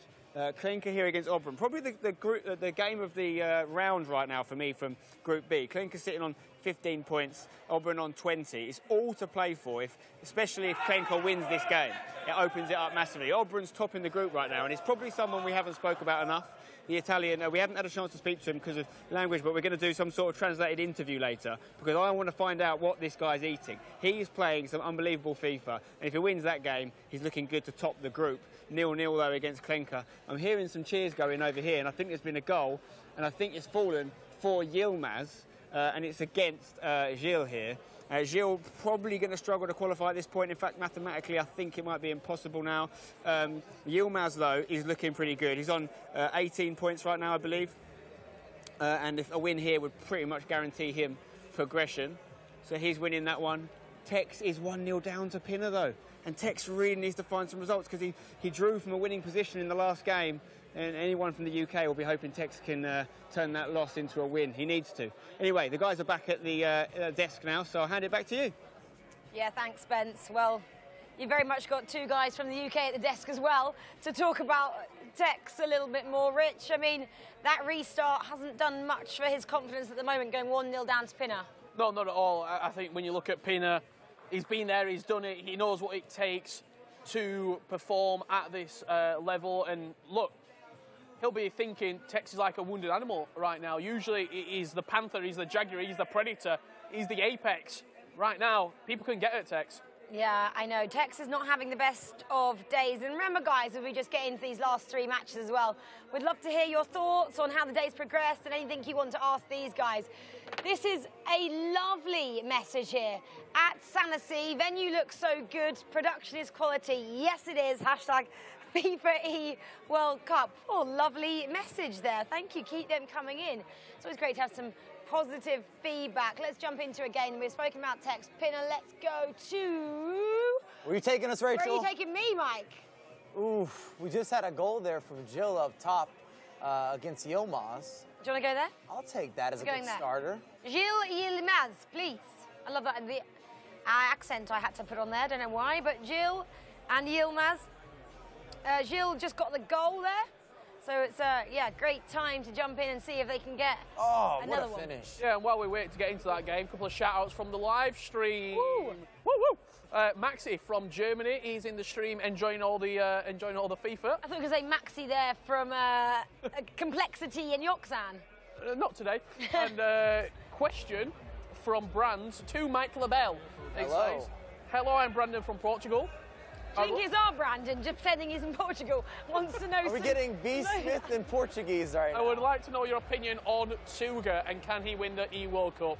I really rate Tuga. Mentality is there, discipline is there, game plan is there. Got out of the group of death, and we all voted that is the group of death. And Stingray. I also feel that he can make that run, regardless of who he's going up against. So can he win it? Absolutely. Will he win it? That is to be decided. I think it does come down to what kind of balanced approach that he gives you, because you know defensively he's going to be solid. You know, in terms of being focused, he's going to be ready, and he always have a game plan. He's very much so a tactician. He's got the support as well. He's got the support. I think that's playing a factor, by the way. 100%. We're seeing, like, when these pop-offs happen as a group, the family collective, it seems to make a difference. We talk about that in football, don't we? Kind of like the 12th man on the pitch. The home team. Home team advantage. Aggie was saying that earlier, wasn't he, about Klenke and maybe some of the guys from Copenhagen really having the home advantage here and not having to do all the travelling as well. We keep speaking about the playoffs was only 10 days ago and a lot of people went straight to playoffs straight here and have been living out of a suitcase in a hotel in not their regular environment, which does make a difference. No, it certainly does. If you've got the ability to even not even have to stay at the hotel if you're Klenke. You're going home, you're sleeping in your own bed every night. You're getting back to your own setup and you're playing rivals games, you're playing sort of practice matches. It will 100% help you. This was a game in focus. Emre Yilmaz and Gilles. Impact on the tournament as a whole. Gilles bottom of the group at the moment. Emre Yilmaz in third on 16 points. Gilles needs to win to keep his hopes alive and hope that results also go for him. I will say Gilles got one of the goals of the day, though. If you look at the setup in this game, the knockdown into the bicycle kick, top corner, maybe 15, 16 yards out. It's not something you see every day. Well, we can just see this approaches the half-time there. Can anyone take the lead? It's always crucial. We always see a lot of goals, don't we, as we approach the 45th minute here. Last chance of this half now. Emre Yilmaz. Passing it back a bit too much, Rich, just trying to make something happen. Yeah, as soon as that clock ticks over, he has to go forward. You see that long ball down the line, it's not going to equate to anything, and that will do us for the first 45 minutes. Yeah, so 1-1 then in between that game, Emre Yilmaz and Gilles, in this now 5th matchup of day 2, this evening session. After these next 3 matches, we will have all our guys who are going through the knockouts, which is pretty exciting after 2 massive days of FIFA as well. Well, we had a couple of tweets earlier saying lovely things about us. We just had this question. Rich just asked this one to Mike, and it was great to get his answer on that. So thank you so much, Brandon, for messaging in. We love to hear your thoughts. Mike, you're pointing at the screens. Where are we going to go? We got to see this Stefano Pina and Tex situation. It's 1-0 for Pina, 50th minute. We've seen Tex start to forge some of these comebacks. Stefano Pina needs this as well in order to solidify his position. This is one of those game day moments. It's going to be your decider in the tournament. Yeah, especially with how tight this group's getting all of a sudden as well. Pina is holding on to the 4th position on 16 points. Tex 2 positions below him, 2 points below him as well. If Pina was to win this game and push it to what, a 5-point swing with only 2 games left to play, it's looking very, very scary all of a sudden for Tex. Yeah, Pina's bounced back, hasn't he, this tournament again? The resurgence of Stefano Pina. Tex has left it late, though, in a number of games and performed extremely well. Such good work there inside the box. Maybe rushed that last pass with Messi. Maybe had one more shimmy and shake. You see a lot of the wiggling and the working inside the box, always trying to find any sort of angle. It must be strange as well with, obviously, the Shapeshifters Pro coming out. You always defend Messi as though he's not got 5-star skills, and all of a sudden now you get a reverse elastico, you get an elastico by Messi. You'll have to defend differently against Ginola and against Messi and these players who have been involved in the recent promo. Well, even with that Shapeshifter promo that you're bringing up, it's brand new. You, as a pro, as an intermediate, a competitive player, casual, wherever you may fall, you don't have that much time to really be able to use these players and maximize all their different animations and then the new skill or weak foot benefits. And coins on your own account if you want to buy them. We've not got 9 million coins floating around for CR7. Like, pros don't have that, so they have to then wait for the accounts that they've got all the items available to use. Yeah, these unlocked accounts which they're using for these 4 days of this competition. Well, Pina very much in control of this match at this moment. But we saw this a little bit earlier, and, you know, Tex did make a comeback in his previous matchup when he got that win. Slow build-up play from Pina then. Oh, and a goal. Wow. Oh. Is that the dagger? That one's going to hurt because we know Stefano Pina closes out games. This is someone who, again, has the experience, understands what to do, how to do it, formationally, again, with a lot of the structure, being able to convert the opportunities. And he's just one of those guys you know is not going to throw away game. If you're going to make a comeback, you got to earn it. Well, Tex looking a little bit perplexed at the moment. Doesn't really know what he should do next. Diogo not even giving him any advice. Tex looks to the side to his coach. Tex, shot a song request from the DJ to get you going. No headset on, maybe. Too far. What? Too far, Richard Buckley. You're going to say too far now. On that one. On that. I just said it. He's got no headset on. Right, where shall we go? Nightwatch messaged me. He's not happy with it. I messaged Nightwatch. Don't worry about it. Right, don't miss a game. All the games are on FIFA.gg/streams. That's where you can watch every matchup which is taking place. Crucial matchups right now. Mike LaBelle?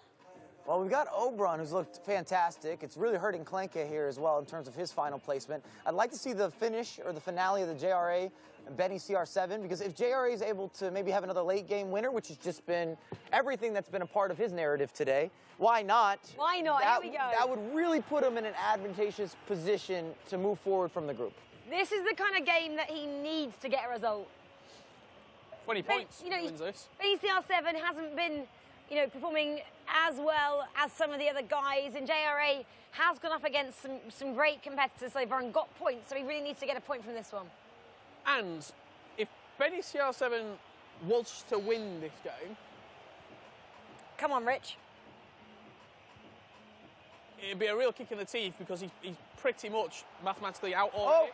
So this is the games that you look at and you think, no disrespect to Jill and Benny at the bottom of the leaderboard on 9 and 10 points respectively, but they're the games that you have to win. Very similar to Group A earlier with Dame Sheet. Everyone sort of looked at him and thought that if there's a performance that I need to win, I need to get points off because everyone else is beating him. Everyone else is getting wins off, 3 points off him. If I can't match that, that's where I might fall short. Yeah, well, JRA, there's a pause in that game between them right now. That's why we've just jumped out of that one. Mike's looking again like a little Energizer bunny there. Where does he want to go now? I wouldn't mind the Dylan, Mike, and Matthias game. It's still 0-0, but I just feel like something's coming. Ooh, goalkeeper with a brilliant save. Also, that's maybe a little bit of a preview of a couple guys that have really been in form today. Matthias still unbeaten. Yep. Maybe he's going to stay unbeaten, maybe he won't, but he definitely deserves some airtime. We're into this one. Dylan Mike has been getting some big results. That win that we just saw before the break as well. So Dylan Mike then 3-1 in possession at the moment.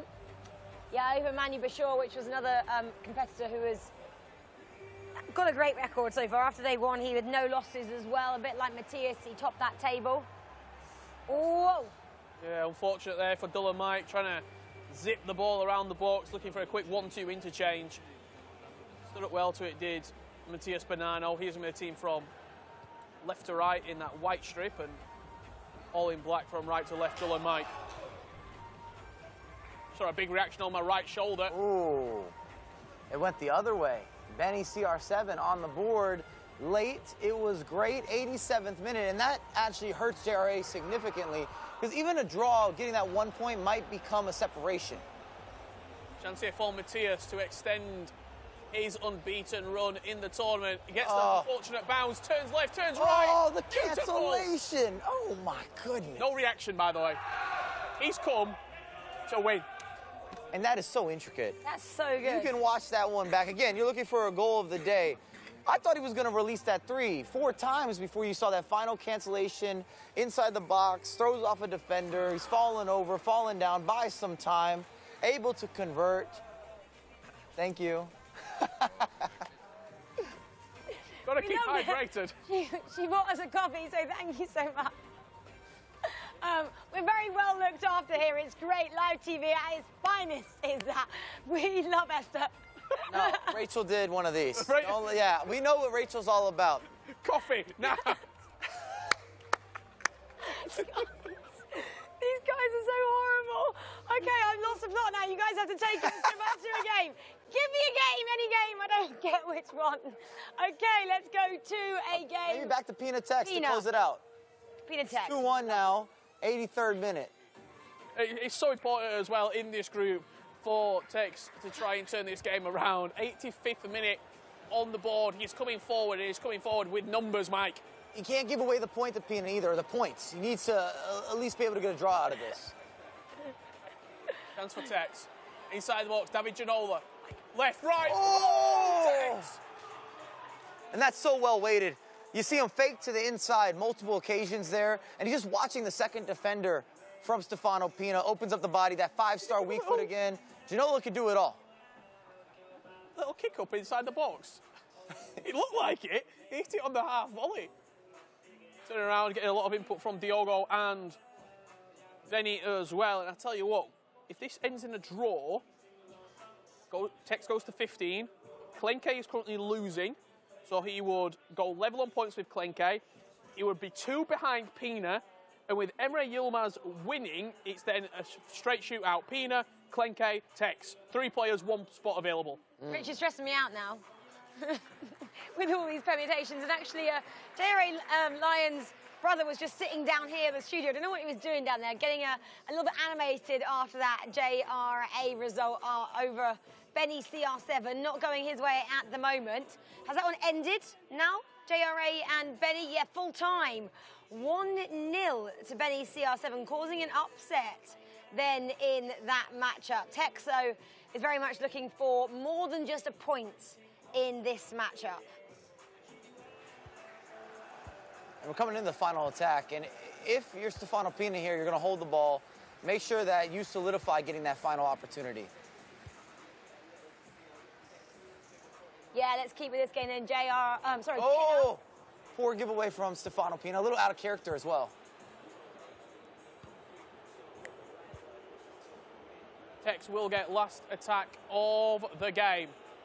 He's left it late before, and with 1 additional minute of injury time, sends the ball down the line. Pina cuts it out. Point apiece in Group B. What are the final matchups in Group B and some of these key players at least? Who's playing who? So next we've got Tex versus Emre Yilmaz. Okay. We've got Pina versus Benny CR7, who potentially could be sort of ruin the apple cart. And Benny CR7 just upset JRA, at least based on form. And then Oberon versus JRA in round 13, aka round 6 of today. And if you're just tuning in, Oberon's really been the unstoppable or the immovable force within this group. Yeah, and he's winning again as well, is Oberon. Chance here for Emre Yilmaz! 3-1. There we go. This one's going to be a great end to this matchup then. Gilles there on your screen. Mix there at the office, Emre Yilmaz then. Team Hullet. Team Hullet looking to get 2 players through on day 2 in the evening session.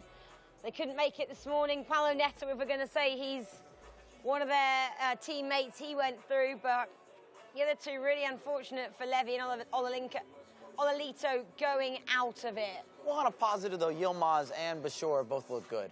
And I talked about it at the beginning of the show. There's a little bit of irony there because, again, not as experienced, maybe not as much hype. We keep hearing about them. We know that they're ready to play, but you would think someone like Levy, who's had multiple years now in the game, and then especially Ololito, who was in such a position to come into today, where he came in with 16 points and really couldn't get the job done whatsoever. Well, this is just seeing out then this matchup between Manu Bashor, the guy we were talking about from Team Hullet, and Webb Nazari. Webb had a couple of big results early on. We didn't possibly expect it against Bashore, and Bashore on the attack at the moment. No, we certainly didn't, and I think for Webb Nazari, he had to keep the pressure on. He had to get a win against Manu Bashore with, obviously, Dulan Mike having 19 points already.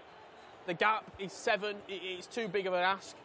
So the only player who potentially could make a difference here is Edson in this group. He's got 2 games left. He's 6 points behind. But in Group D, it's pretty much signed, sealed and delivered at the moment. Yeah, with 2 more games to go as well. Not much time left. 6 points maximum for everybody here. Manu Bashor then thumbs up to his team, Levinken, against Webb Nazari there. Great job for him, just keeps on progressing in this tournament. Webb Nazari then with another loss, unfortunately, to his name. 2 more rounds to go. 6 points, like I just said, Mike. And Rich thinks Group D is pretty much summed up now. You know, we're about at that point. We have an idea who's progressing and who's kind of out of the competition. Not to be negative, but just being realistic. And did he got a draw there against Dami 1-all, and then Edson 4-1 over Danny Pitbull. For sure, we just saw that one 2-1 over Webb Nazari, and then Dylan Mike got the loss, unfortunately, 1-0 against Matthias Bernano. So that's how the fixtures look then going into 2 more games of fixtures there, Mike. And I'd be interested, actually, if Spencer can get down there on the floor with Diddy Crislito. Yeah, we're just rebranding everyone. Mainly to know if he felt more motivated or obligated to get a result based on what Lamps did earlier. You can see the groups here. Group D, I said it's pretty much cut and dry. The gap is 6 points. There's only 6 points left to play for. It's going to require something mesmeric for Edson to get through. He's playing Dulan Mike, and then he's playing Webb Nazari. So he's got 2 games in which he can pick points up on, but I think everybody else above him will get points as well in their final games. All attention really is on Group B. Yeah, I mean, just look at that. So you got Klenke and Tex both on 15, Emre Yilmaz on 16, Pina 17, JRA 17. It's between those guys there, between 2 and 6. But those 17s, yeah, they're not safe. They're not safe at all. It comes down to these matchups again, where we're discussing. Emre Yilmaz also, his result there hasn't been updated. So he won his last game against Jill, which will put him on to 19. There's 4 playing for 2 then. Yes. Yeah. And we should also mention Edson still has a chance, because unlike before with Levy, Edson at least plays Dolan Mike. So that can be a really big swing if you're able to win that match. And let's say you win by multiple goals, it makes up the goal difference. That's a head-to-head goal difference. There's a little bit more that can be generated. Webb hasn't been in the best of form, so if you get a big result to finish off the competition, It could it's doable, but you still need some help because this is assuming, of course, that Dolan Mike doesn't get any more points. Yeah, and Matthias Bonanno on 26 at the moment. If he gets 2 wins, okay, it will look really good. He will top the table in terms of points. We said earlier, Amit got 30 there, and he obviously led in terms of that ranking. 28 was a second in Group A as well. That was by Paolo Neto, remember. So, and the minimum amount of points in the last rounds of groups was 19 to go through by Peixoto. Rich, are we going to top that with the last possible position? Oh, well, I mean, Dolan's already got 19 in Group D. In Group B, it's going to be minimum probably 17, 18, 19 potentially to go through. So very much doubtful. Shout out Oberon as well. 6 wins, 5 draws, 1 loss, 23 points. He could get to 29 if he wins his last 2 games. An outstanding tournament so far from the Italian. Yeah, exactly. Okay, then, well, we've got 2 more rounds of fixtures to go.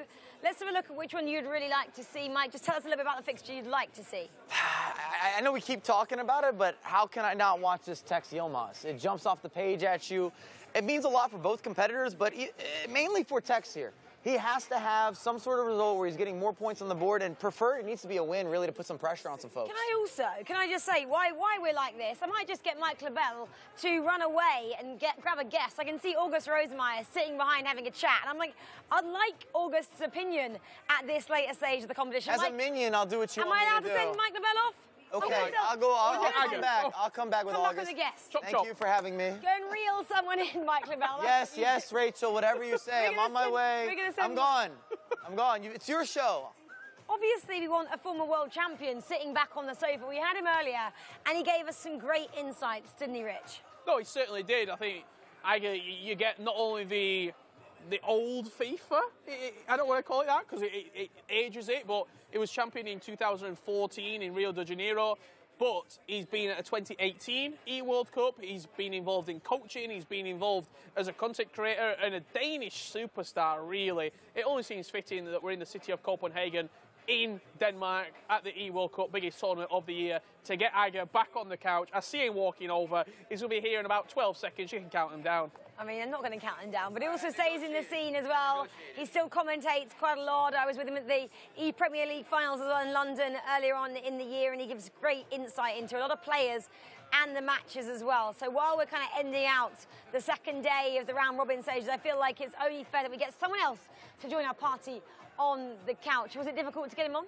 I mean, I had to offer some candy. I had to do what I had to do, right? I knew that he had a sweet tooth. We made it happen. He said, give me 15. I said, I'll give you 5. He's like, okay, we'll compromise at 5. We shook on it. He'll be here in 5 minutes. He's going to join me on the couch. Or the love seat, maybe. And in terms of eyes that he'll be looking at, in terms of players, who would he be looking at in this last group of fixtures? Well, it's all about Klenke, really, as a Danish player himself. He said to us earlier on the couch, Klenke's probably the top guy from Denmark at the moment in this tournament. He's in Group B, he's just on the bubble, 15 points. He's chasing Pina, that's what everyone's doing at the moment. Chasing JRA, 17 points is the total. Pina in his next game will be taking on Benny CR7, so you would say no disrespect to Benny CR7, but a more winnable game. If you're not picking up points against Benny, you can wave goodbye to the knockouts. Yeah, well, let's jump into one of the games then, because they have started then. We've got Diddy Chris taking on Danny Pitbull. Diddy Chris, we're saying, is pretty much ready to go through. Danny Pitbull, not so much. So let's see what's happening there as it's just started. Any points is good at this point for Diddy Chris Lito and also for Dolan Mike in their respective games. If you're getting a draw, if you're getting 3 points, you are through to the knockout. So hopefully we don't see a change in play and a change in game style to reflect that, but I wouldn't be surprised if we saw a couple of those players on the cusp of 3rd and 4th playing a little bit more defensive and seeing out games. Yeah, Mike, what do you think Diddy will do then with 2 games to go and he looks like he's with 18 points, looking like he's going to knockouts? He's got to be pretty relaxed. He's done what's needed to be done. One more win, as Rich was saying, even a draw would put you in a position where you should be good to go. You've cleaned up the group. You've done what's necessary. You also won the key matchups or got points in a lot of the key matchups. Because if he was to give up points to someone like Danny the Pitbull, that's not going to be a circumstance where Danny can make a run for your placement. Yeah, well, we just got a bit of an update from Spen on the floor. He said there's 3 guys that are leading matches who don't particularly need to lead matches because they're somewhat out of the competition. I can see one in the corner of my eye there, and that is Dami. He's taking on Manu Bashir. Maybe we can see if he can get a second and double his lead and just upset the Manu Bashir and Team Hullet party. The big takeaway here, I think, might even be Jill versus Klenke, because that matchup, I would say Bashir has already solidified his position. We know that we can do math. Rich is doing math for us. But Klenke needs a win here, not even a draw, if he wants to put any pressure to go into that 4th position. And I love that we're going around the games, but this isn't really the story that's emerging right now. Edson is beating Dull and Mike. And given that this could potentially go down to head-to-head goal difference, Edson has got the potential to pip him at the post. Who's the final matchup for Dull and Mike? Because that would play a factor here as well. Danny Pitbull. Okay. Edson plays Red Nazareth. Danny Pitbull is currently playing Diddy Chris. So this is Edson then. We just said he's got the early lead against Dull and Mike. Oh, yeah. What a pick out. Well, that lasted long. 1-1. Sorry to upset that narrative there, Rich, you just so perfectly spoke about. It's okay. Okay. I can tell you when they matched earlier, Dull and Mike did win 3-2. That was in round 6. So as we're now progressing into round 13, round 6 of the second session of the day, there's potential for Edson to do something, but a draw's not enough. He has to get 3 points. He has to get them right here, right now, if he wants to progress. Yeah, well, let's run over to Tex's game then with Emre Yilmaz. Tex, again, needs to find something here. And again, just like what we're just saying, though, at this point of the competition, a draw is no longer enough when you need points. Absolutely. Emre Yilmaz finding himself second in the table, 4 points ahead of Tex at current standings. And the reason that's important is because it adds additional stress, especially if you are to concede a goal. For example, we could look at even the Gil and Klenke matchup, with Klenke being down, needing a win. A draw is no longer good enough. That chase back doesn't work the same way, so you have additional stressors. Yeah, exactly. Well, we can continue watching this for a short while. Only 20 minutes gone then. Tex, I'm going to look behind me as well and see what he looks like. I mean, Diogo is very much trying to almost get in and play the game with him. Obviously, we'll see them both playing, won't we, later in the Club World Cup when they're playing with Fnatic, sorry. So, yeah, it's just going to play at the moment. And that's a great time to say we have a guest joining us on the sofa. August Rosemeyer is back. We had to go and basically grab him and accost him and bring him over here. I told him I offered you sweets and treats. 15, apparently, was the currency of sweets that Aggie asked for to take a seat. But welcome back. Really tricky times for Tex. Definitely. I mean, started out the day not the way he wanted to, and that just added some extra pressure. And we spoke earlier about these panic thoughts, and maybe he's starting to feel some sort of deja vu for the last time he was competing, where he also lost in the groups. So all the pressure is on him right now, and he needs to perform. Oh, wow. And that's not good. Not good for Tex at all. Yeah. Emre Yilmaz from range bangs it in the top beams. You see that finesse shot. Wasn't really even in the corner. Just powerful past the goalkeeper like a flash. Cristiano Ronaldo walks back to the halfway line and essentially walks all over Texas' dreams of winning the World Cup. The goalkeeper's slightly off his line there. You're just outside the semicircle, and you just give it a chance. It's time green. Let your attackers do what they're known for. Yeah, not going the way for Tex. Again, Aggie, at this moment in time, what would you do if you were Tex? I think he has to stick to the way he's been playing, because I have been watching especially that group, because it's obviously, looking at the two groups, the most open right now, where we don't really know who's going to go through. And he needs to find that extra gear we know we have, like the abilities he has and the things he can do. There's not really other players who can do that, but it's time to show his repertoire, because otherwise it'll be too late. And I mean, I think it was a bit too easy to score that goal. Maybe should have moved his goalkeeper, and that's the kind of sloppy goals we don't want to concede right now, the easy goals, so to say. it potentially is looking too late already because Pina's winning, which will put Pina to 20 points. JRA is drawing. If JRA starts beating Oberon, it's going to be 4 points the gap with 3 points to play for Tex. And we should mention Klenke as well, struggling. He's down 2 exactly goals. The same situation if JRA wins. Yep. Yeah, it's coming down to such small margins now, and that was a good block there from Tex, putting everything now behind this ball, not to allow Emre Yilmaz to get another one at this early stage before half-time. That would be quite the catastrophe. And it's just getting worse for Klenke as well, with Gil now extending to a 3-0. And again, you talked about some of these panic thoughts. When you're chasing a game and you know a draw is no longer good enough, you start to rush. And if you rush in FIFA, defensively or offensively, it never plays towards any level of an advantage. It always leads to more sloppy errors and mistakes and general frustration. Well, we're going to just run down a clock then at half-time in this matchup on the screen. Emre Yilmaz is just going to try and keep possession, possibly do a slow build-up here. But it would be sensible, wouldn't it, just try and see us out at 1-0. And as he does that, we'll jump out of it and see Tex. As we're coming to half-time as well, I want to ask you a question, Aga, because talk to me about Gil. He can't mathematically go through. He's winning 3-0. Well, what is it like? Has the pressure just been relieved off him? Now he's just playing the FIFA? Like, you don't have that tension of having to win? I think you're saying it perfectly. Like, it can go two ways when you're out of a competition. All the pressure could be gone and you just start to play so well. And you ask yourself, why didn't I do this before? But it is like the lack of pressure, and you start to relax. And maybe he also have in his mind that his countryman, Pina, is still having a lot to play for. So that could be an extra motivation for him to try to help him in some way. And he is. Massively, yeah. Exactly, and the other thing that can happen, which Klenke obviously hoped for, was that he starts to have this attitude that it's over anyway, so the motivation isn't really there, but we can see definitely that right now he's doing his countrymen a big favor. Yeah, you can see that, can't you? 3-0, that scoreline, which Aggie is talking about. Gilles there versus Klenke. That's a massive upset for the books, but these games are still continuing. I'm going to jump back. Should we jump back to Tex and see if he can get anything in the second half? Now it has resumed against Emre Yilmaz. I think a lot of people love to see this. Yeah, this story's emerging from Emre Yilmaz 2-0 up. Tex is in a real desperate situation.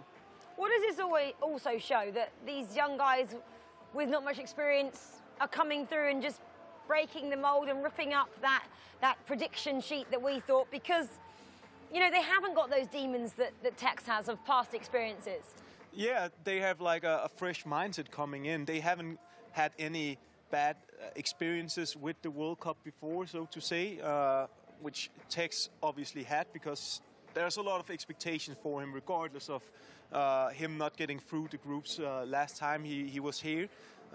So yeah, they're just coming in, and as we also spoke about earlier, just having that confidence and believe in themselves that they don't fear anyone, whether if it's Tex, it's Nicolas, it's Bonanno, doesn't matter for them. They just want to show themselves to the world. And I guess when you're a little bit fresher on the scene, which some of these Team Hulik guys are, they're excited, really excited to be here. I'm not saying that Tex isn't, but Tex has been to a World Cup before and he kind of knows the drill, whereas we all walk around here and go, wow, look at this studio, look at this opportunity, and maybe that's the edge that these guys also have? Well, they don't have that, not this again. It doesn't exist yet for them. Whereas every competitive FIFA player, over the course of years of competing, you're going to have that. Whether it was a FIFAe World Cup, maybe it was a domestic league, it was a qualifier, you're going to remember moments that you didn't make something, and they sit with you, and it's always in the back of your head, even if you don't want it to be there. Yeah, exactly, that negative reinforcement for these players. Well, Edson at the moment is now trailing Dylan Mike. As it stands, Group D is all wrapped up. With Dylan Mike beating Edson and Di Crislito. He might be losing, but... What's the situation with JRA? Because he's losing right now to Oberon, so that he won't gain any points. Does that leave any windows open for the likes of Tex? Or everyone who's got a potential open window, their things getting slammed shut because they're all losing. Yeah, and I'm just going to make a point there. If Dylan Mike goes through, he's also in the 3 World Cups, as is Matthias Bonanno, who looks like he's going through, and Manu Bashir in that group as well. So we'll see them continue on their journeys for ultimate glory here, with the first World Cup taking place across these 4 days. We're in the second of the 4 already. Aggie, we can put the game controller in your hands.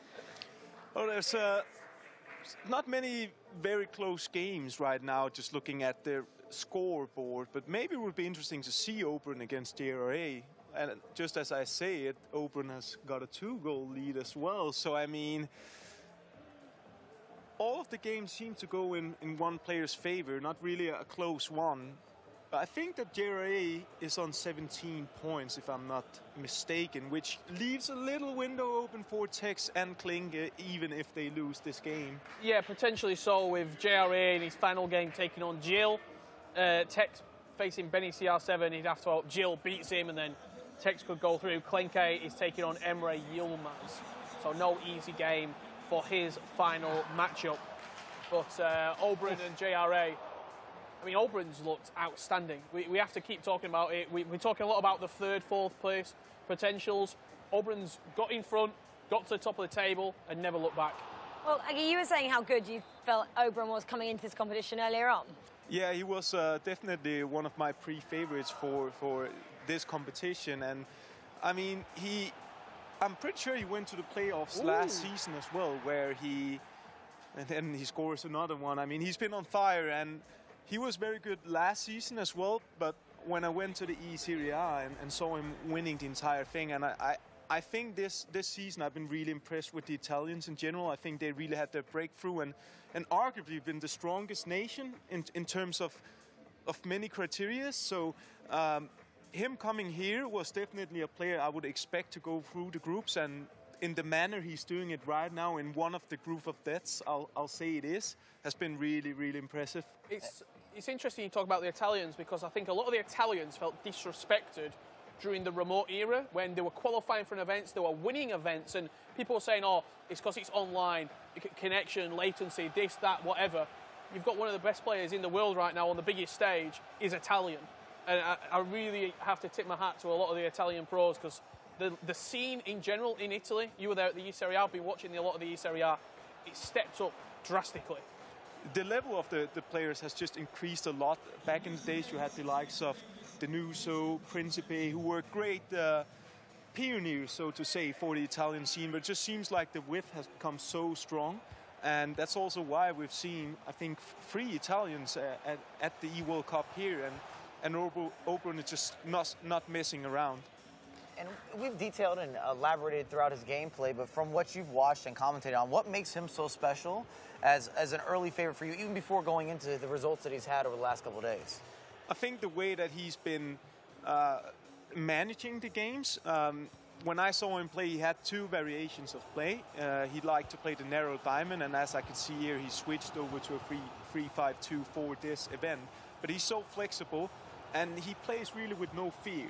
I think when you are at this stage, it's very easy to play a little bit passive because you're nervous. You don't want to risk too much. But he strikes me as a player, when I've seen him play, that he would like to go forward. He's not scared to take those chances.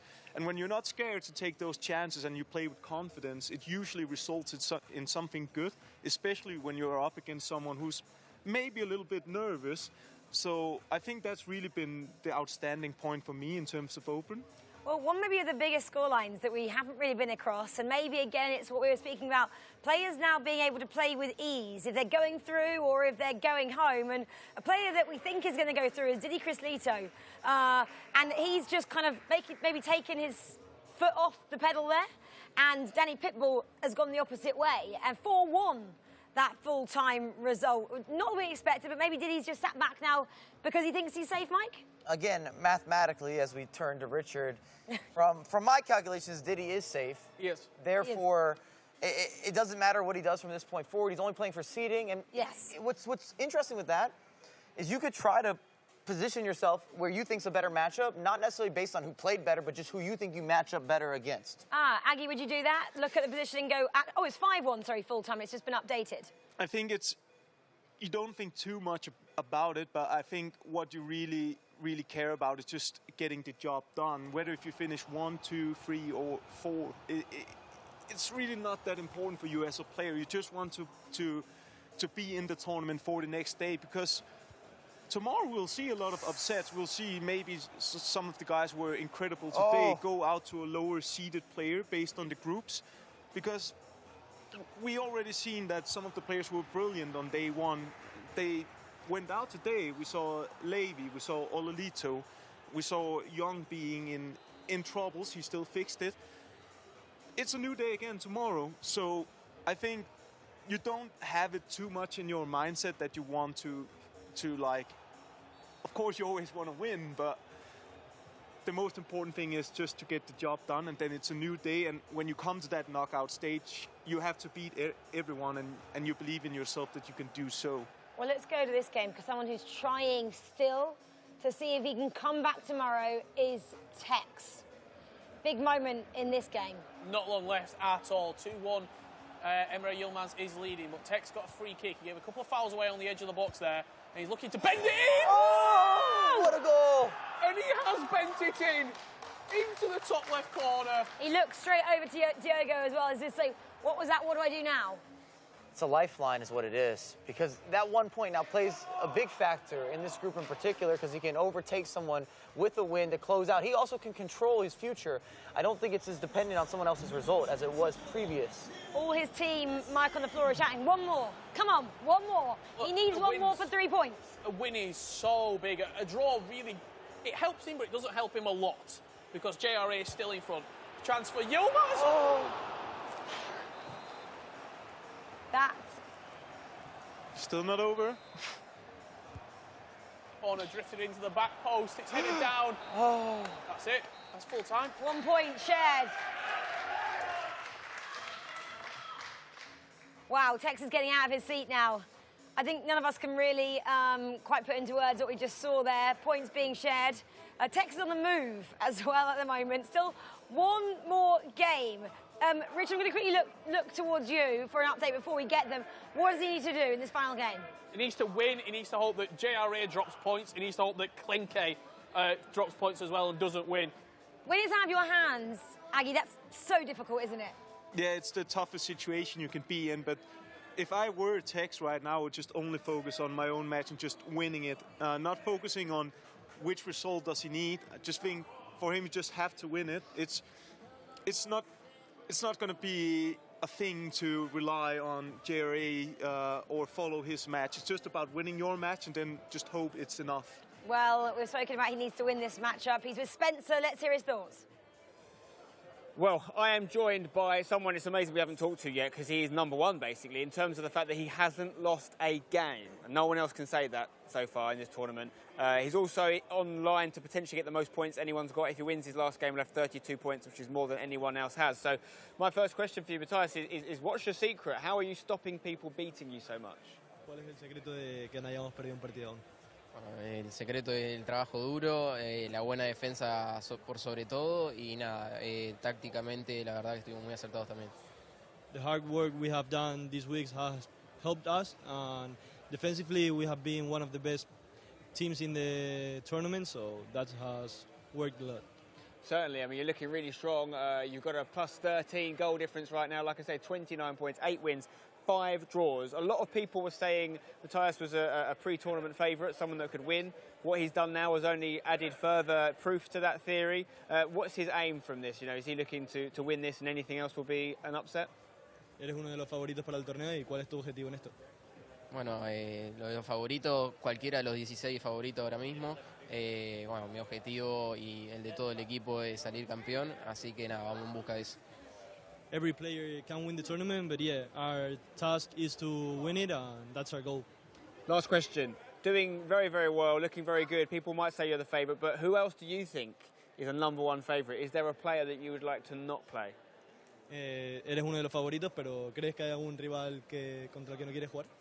No, realmente son todos rivales complicados, como decía anteriormente. Me da igual, no especulamos y vamos por el primer puesto. Everyone is tough, as he said before. We are not going to speculate, so we go to the first place. We're going to match everyone. It's a very mature answer from a young man who plays in a wise way beyond his years. Very, very impressive from Matías Bonanno, sitting there with 29 points. He's obviously definitely going through. He's going to win the group. Potentially, Pachore could change that. If he finally loses a game, Matías Bonanno, and stays on 29 points, Pachore could nick it in front of him with 30 points, so that would be a crazy turnaround. So if he does finish top, he'll play fourth from Group B, and Group B is where it's at right now. That is where the big drama is still to come, because there's a couple players, including Tex, because of that late equalising goal, who could still sneak a qualification spot. Back to you guys. Well, I love those closing shots there of Matías as well, just looking up at the scores and say, oh, look at me in glee, I'm going through. And he is, if we look to Group D first. Matías Bonanno, we're talking about him, 29 points. It looks like he's going to exceed Umit's 30 points from earlier. Manny Bashor then on 27, Dylan Mike 22, Diddy Chris 19. No one can overtake those four. That is how we're going to go to the knockouts tomorrow. Congratulations to those four. No one can take that away from those guys. Group B, though, completely different story in a way. Look here, 26 points. Oberon, see you later. You're going through, my man. Well done to you. Emre Yilmaz and Pinner, 20 points each. I'm going to say yes, but JRA, if the results didn't go in their way, they could also be joint. What would that look like in terms of goals, Mike? Well, they're both going through. It's just a matter of this last game for placement. And then that is between Tex 16 and JRA 17. It's super tight. And who are they playing? And Klenke as well. Yeah, in theory, Klenke could do it as well, depending what happens in the JRA and Tex game. And who are they playing? Fixtures are Benny CR7 versus Tex. Okay. What was the result yesterday? Do we have an update on that? You do, yes. Tex 2, Benny CR7 2. Klenke versus Yilmaz. Yeah. That finished yesterday, Yilmaz 3-1. So that's playing into... Yilmaz is a tough competition. Absolutely. And then Jill versus JRA. But JRA has just come off the back of a 4-1 loss. How's his head going to be? How is he going to be feeling it? Yesterday, when they matched up, it was 0-0. Spencer needs to get in there, basically, and show him that. Says our Aspilicueta message. Where are you, Spence? Get that message out to JRA. If you're a JRA fan, he needs to see that now. He needed to see that before that last matchup, didn't he? But, yeah, in terms of the results yesterday, if we look at them, Emre Yilmaz is going to be difficult, isn't he?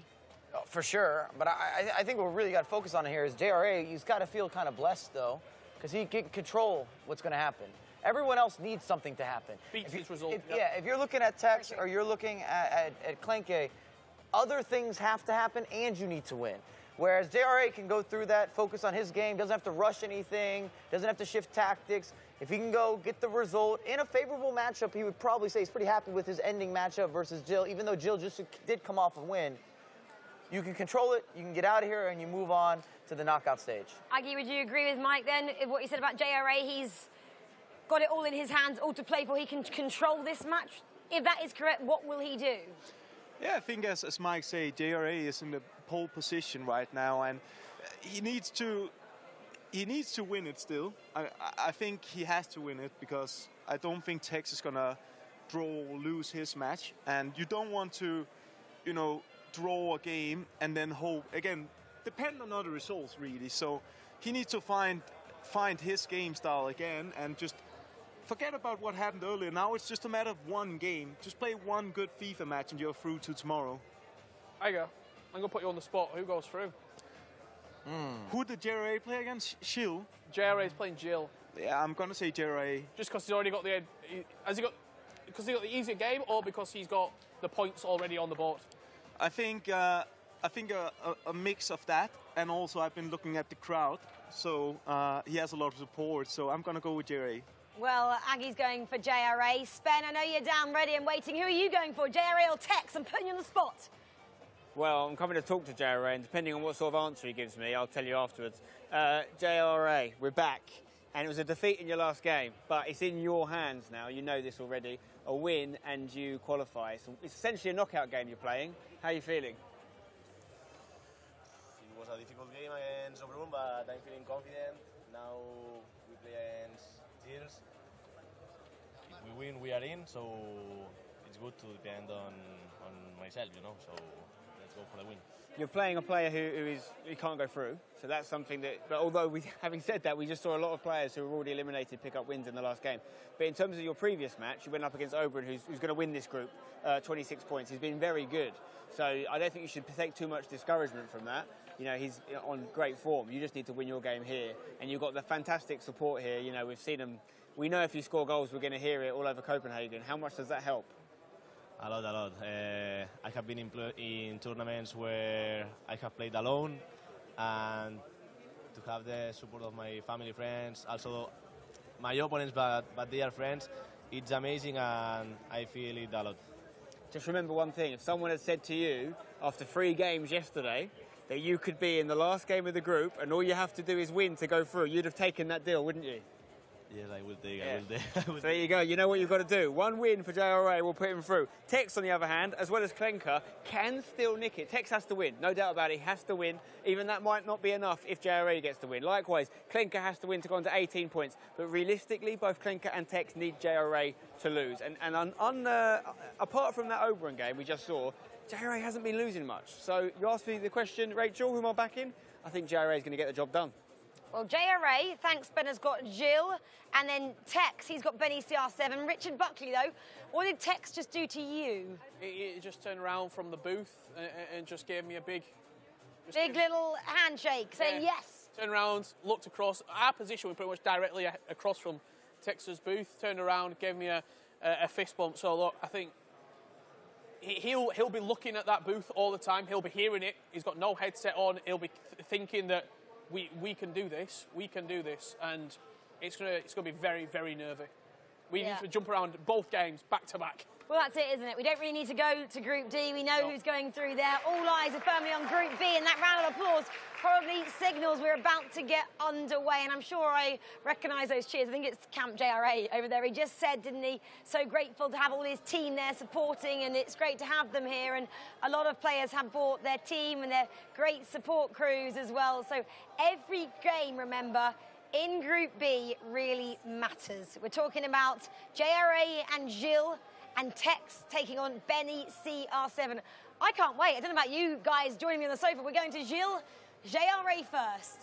They're underway. I'm going to sit back, relax, and enjoy this one. And I almost wonder if JRA flew in some people. I feel like his team is just growing day to day or hour to hour. I don't know where they're all coming from, but the crowd has started to fill out. And I don't know if they're on a group train or they drove in or what the situation is, but he's definitely got a squad. Typical you'll have, though, when players of your nationality get eliminated, they're here for the weekend, they'll support you. We've seen it many a times before with the Brazilians and the Portuguese. Tuga's going to have about 15 people around that booth if he makes it through to Sunday. I'm telling you, people will get supported. Are you going to be down there too? I know what you're like, you're just going to join a party. Will Matthias be on Sunday? Richard, stop it. I just got a picture of Richard as well, having an absolute bromance when Matthias was on screen doing an interview. I'll tweet that out later if you want to see that.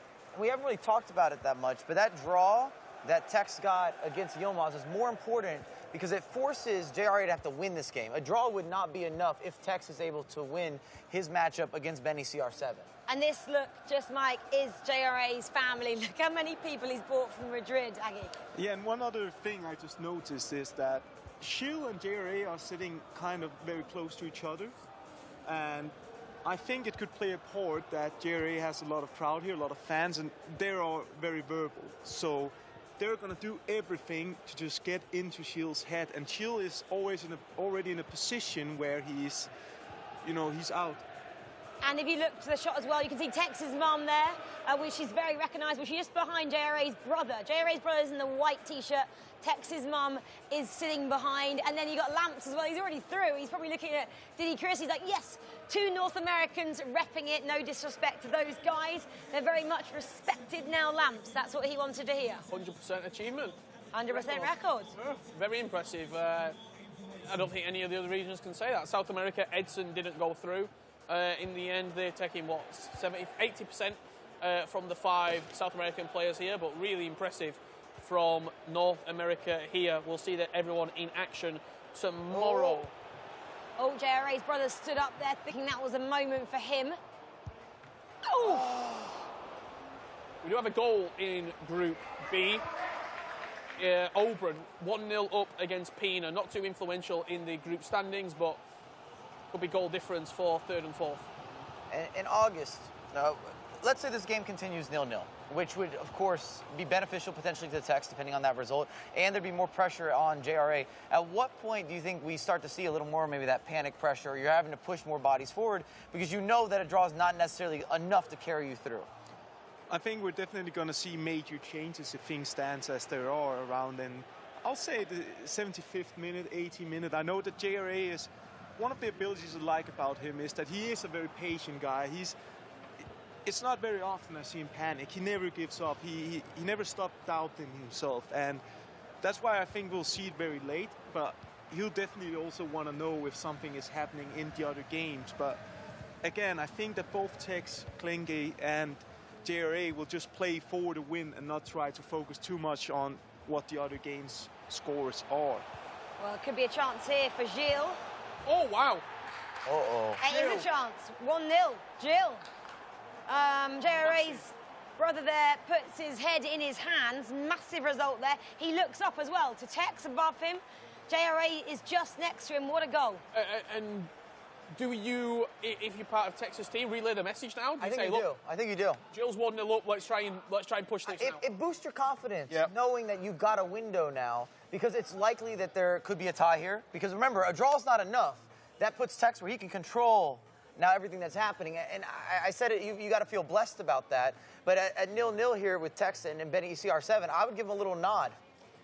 I mean, regardless if you can being relayed that message, you can see it. They're just below you, aren't they, Aggie? Yeah, I think it can be a good thing. It can also be a close. Could have been a pen, maybe. I think it can be a good thing, as Mike says, and for some people it can also be like a stressing factor, because you start to get information where you're like, oh, now I just have to score. You can get desperate. So it's all about delivering the message in a good timed way.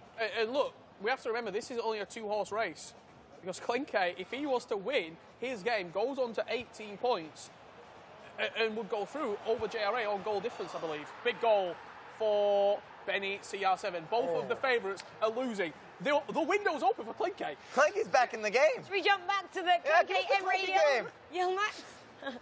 Klinke's in and this he is has the a most chance. unexpected story of the group. Klinke 1-0. Klinke just scored. Klinke just scored. Let's go to that matchup. Wow, look at him. in Denmark. He knows what's on. What is happening? Game on. 3 matches now. 3-horse race. Both results are going Klinke's way. JRA losing, Tex losing, Klinke, as it stands, goes to 18 points. You would argue that Klinke had the hardest matchup as well with Yilmaz. Absolutely. Just based on form, of course, throughout the day. That's what I said, didn't I? I said, wow, we're not running in sixth this one because Emre Yilmaz is in such great form. OK, we haven't approached half-time yet. A long way to go. Aggie's beaming because of Aggie's loving life. Yeah, wow. I mean, for a while, let's just see. We're not even at half-time yet. Let's just all relax. Deep breaths. You know who's going to be the hero in this for everyone is going to be up being Gil, who doesn't have a chance to necessarily go through, but what he did for Stefano Pina. Also, he lost to Pina twice, which is 6 points on a turnaround, and potentially what he could do for Klinke here as well with these matchups. Well, there's a corner in the Tex game, so let's jump back and see if they can convert that. Ooh, just cleared.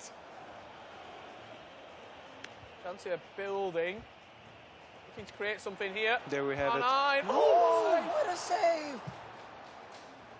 Big save. Round of applause from both Benny and Diogo there behind him. Corner played deep. Doesn't quite find his mark inside the box, but will aim to recycle. Good win from Benny CR7, and a counter-attack could be on the cards. Goes to a slow approach. Big chance there, and I think, again, Diogo just got right up to Tex. Come on, Tex having a little bit of a pause now as half-time comes knocking, and he is 1 goal down. Wow. OK, so we've got, obviously, the scores and the doors for the other matches as well, the other crucial matches. Gilles still leads at half-time at 1-0 over JRA. JRA in picture right now. Looking a bit stressed. 45 minutes to turn this around, and Klinke as well, 1-0 up. So all leading by 1 goal at the half-time scores on those crucial matches. And the only one going the way someone wants it to is Klinke, and Aggie will be liking that one as well. I have to support the last Dane standing. So I mean, if we could get some fortunate result here for him, without being too biased, obviously, it would be nice just to have someone here, someone local who is here tomorrow. But on the other hand, I would also love to see Tex going through, just because of, like, if anyone worked hard and proved himself, it's Tex. So you'd like to see him going through to tomorrow. And for JRA as well, it's such a nice guy, and also been waiting for this shot. So I mean, regardless of who goes through, I'll be happy and excited. I agree with you. I think there's some great storylines for all three of those guys, and you've just spoken about them so beautifully as well. So, GG to anyone who does get that final spot. But we're sticking with this one for the time being, and we'll keep you updated on the other two matches, but nothing has changed at the moment. Nothing changed so far. 1-0 across the board in all of the games. The story with, 35 minutes left to play. Klenke is going through in fourth. Subject to change, probably will change. I'm not sure about anyone sitting at the couch, but I might issue some professional pauses here, because you can kind of see how games develop, and then you would know what you need if the games are slightly ahead of your game. I don't know where that falls in everything here, but Ronaldo dancing inside the box. Alexa recycle. Oh, what an extra pass! Massive goal for Fnatic Tex. Tex's mum is loving that. Come on, she says to her son up there in the rafters of this studio. Still not enough, though.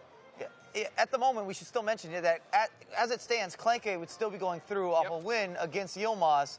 Tex would be 1 point short, and also we would be 1 point short for JRA. I think it's momentum, though, isn't it? You get a goal, and it just kickstarts that momentum.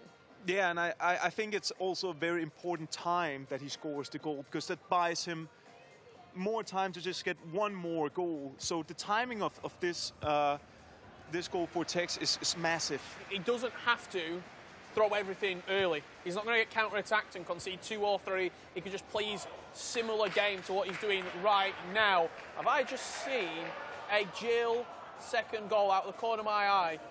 I think I very well might have. Yeah, I think you may have done there. That's in our fourth game, of the one that we've been keeping our eye on. What's happened to JRA? 2-0 down. 2-0 down then, as we're approaching the end of that game. Not going the way the Spaniard would like it to at the moment. So possibly it's now between Klenke and Tex for that final spot. 30 minutes left in that game. And I think if I'm JRA, I'm just throwing everything forward now, because you just have to try to get at least 1 point, or for him potentially 3, but just getting that 1 point and then just praying to the FIFA gods that the other result goes in his favor. Benny CR7 with a chance now then, possibly. Oh, hold on. Benny CR7 wrestles around the corner, sticks it in the top corner. Benny CR7. What a goal! But between the player lock, the swapping, the step overs, had a little bit of everything. You had the fake pass. That's an assortment of skill moves that you don't always have on display. I'll say it's one of the best goals I've seen today. It's brilliant. It has everything. Benny CR7 causing an upset, and there was almost a chance for Emre Yilmaz to equalise in that match against Klenke. Just had a goal saved there as well. Yeah, can we put the Klenke game on? I think there's like 15 minutes left, maybe a little less. And then we might see Klenke just sitting and watching and waiting for other results to finish. But he's going to put major pressure on everyone. If he's able to win this game. He's now got a pause as well, Mike. Tactical pause. He may have heard you. Emre Yilmaz is coming forward, though. He's got the overload out wide as well. If he decides to cross, good claim from the goalkeeper. It's going to get very, very nervous all of a sudden. 10 minutes left to play. Klenke will put his board. Will put his space on to the work board. with. Almost 10 minutes left. Klenke looking for a second to really cement his spots in the knockouts tomorrow. Oh. Corner. And that pause is going to come in here for Klenke. As you see, all the games taking place there in the studio. Jill 2, JRA 0. Still a live score. Jumping on back here with Benny CR7 and Tex. Tex has to find something. 20 minutes left. Time is still available for him. This could be it. This could be it. There you This go. is it. Game on. 2-2. Game What a on. goal. 2-2. What a goal. We're going to stay here because JRA is still 2 goals down. Klenke is still leading at the moment, but it's pretty testing times with 80 minutes on the clock there. Emre Yilmaz could easily get an equaliser. We've seen the form the Team Hullet athlete is on so far. And that game will finish before Texas' game wraps up. So if Klenke gets the points on the board, Tex knows that he has to better that result, no matter what. Yeah, so we're going to jump back into Klenke, Emre Yilmaz, because there's a lot of play in and around boxes each end here. Here we go. Klenke is in the blue, remember. We're looking to see if he can make it 2. Oof. Emre Yilmaz comes Bad forward. place to lose the ball. Possession is everything for Klenke right now. And we've just had another goal in Gilles. 3-0 over JRA. It looks like JRA has finished his competition as it stands at 70 minutes on the clock. He needs 4 goals really in 20 minutes. A massive mountain to climb. Could still go through though if we get equalising goals because of the points disparity. Chance here for Emre Yilmaz. Oh, what a save! What a save! Did that What a goalkeeper save. movement. What a deciding moment. That's a smart play. Reset it, get it out of there. And we have a goal in Bene and Tex, I think. Benny scored again. Wow, Benny CR7 scored again. One stop over away Tex. for Klenke. One stop away. Let's stay on the Klenke result. Let's finish and see if he celebrates or if Emre Yilmaz gets a equaliser in the last moment. Extra pass! Oh, the save! What a 90 minutes on the clock. Last chance here. Emre Yilmaz looking for an Next. equaliser. Oh! He gets it. No! He gets it. Upset all around. From deep. What? 1 point. Klenke takes 1 point. He keeps it. 1 goal lead all until 90 plus 1 minutes. We're going to go to Tex to see if he can take this one. It's all or nothing for Tex. He's 1 goal down. 15 minutes left. Chance here for Tex. He must know what's reverberating around the Bella Arena here. Tex chance. Oh, great block from Benny at the back. Wow. I can't believe what we're watching. This is ultimate Chance to plot kill the game twist. off. Tex has to get more bodies back. JRA could lose 3-0 and go through. That's FIFA for you. But Tex comes Tex forward. is on the charge though. Come on, Rich. Loads of time as well What's left. happening? Ronaldo inside the box, cut back. Just can't quite pop the skill move away and get that extra pass. Benny CR7 is going to bomb numbers forward here into the corner flag. Whips it across. Chance to kill the game. Great save from the keeper. Rebound will fall nicely to Benny. And he'll take a corner. So, just under 10 minutes left in this game. Tex is trailing 3-2 at the moment. Wow, there is just absolute scenes all around the Bella Arena here for this last match. We've got about 8 minutes on the Tex matchup. JRA is down 3-0 over Gilles.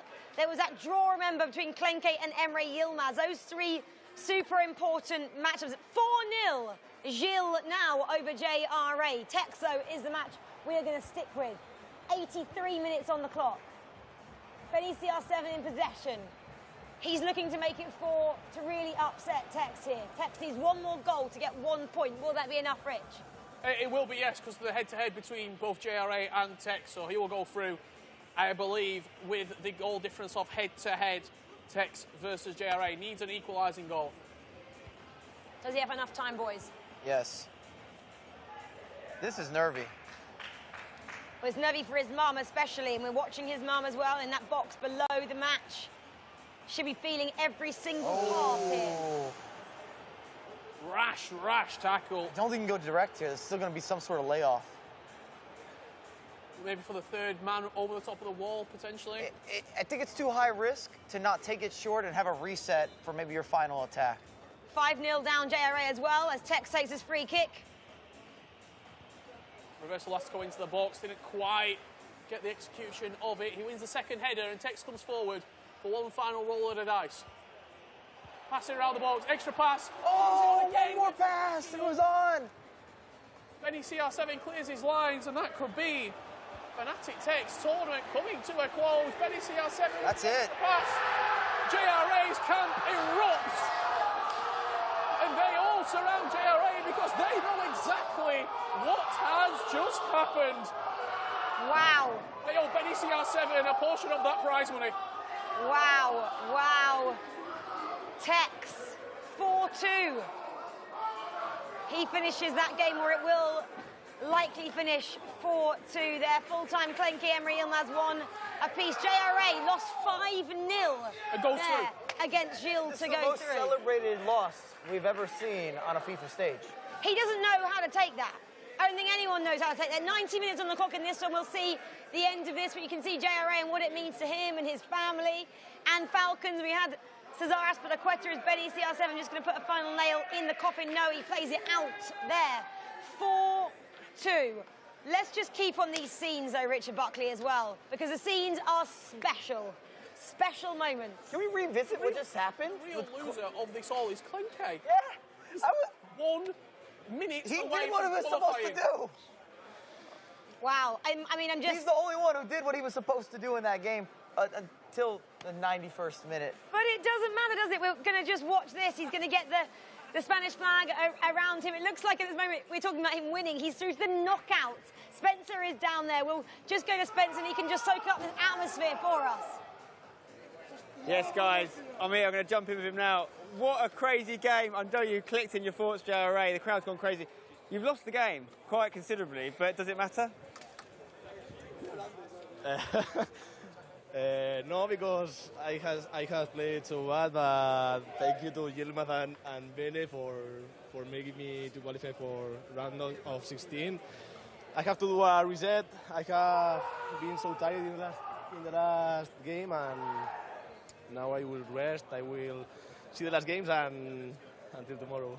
Yeah, obviously, the last 2 games haven't gone to plan, but you've obviously done enough in the games before that to book your spot. That's how you've got to look at it as a 14-game series. You did enough to go through. You're in the last 16 of the World Cup. I saw how happy you were when you got in the last 32. How does this feel? This is amazing. I can't believe it yet. The game against Ben, I think that I deserve more. I had 4 or 5 clear chances, and he just shot one time, and he scored.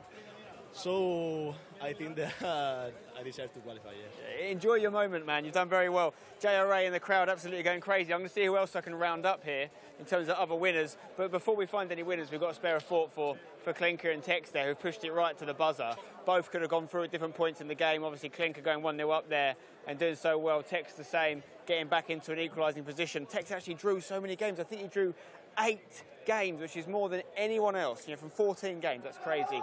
And we talked about him preferring the 2-leg system. Maybe that would have been the difference for him. Let's see who else we can round up in terms of qualified players. We've got Dylan Mike over here. He's going to be pretty happy. I'm going to see if I can chat to him quickly. Mikey, you've made it. Dylan Mike, how do you feel? Obviously, I'm happy, but it's only the first step, and there's a long way to go. What do you need to change anything as you go into the last 16, or are you going to continue the same style? No, I'm definitely going to continue. The only points I've dropped were because I played bad, not because of minor things in the game that were unlucky for me. So I'm definitely going to continue.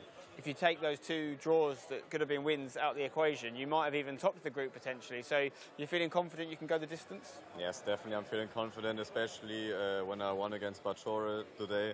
Definitely showed me that I'm capable of competing the whole way. Fantastic stuff. Dylan Mike, everybody. He's through. Let's see if we can find anyone else who's gone through.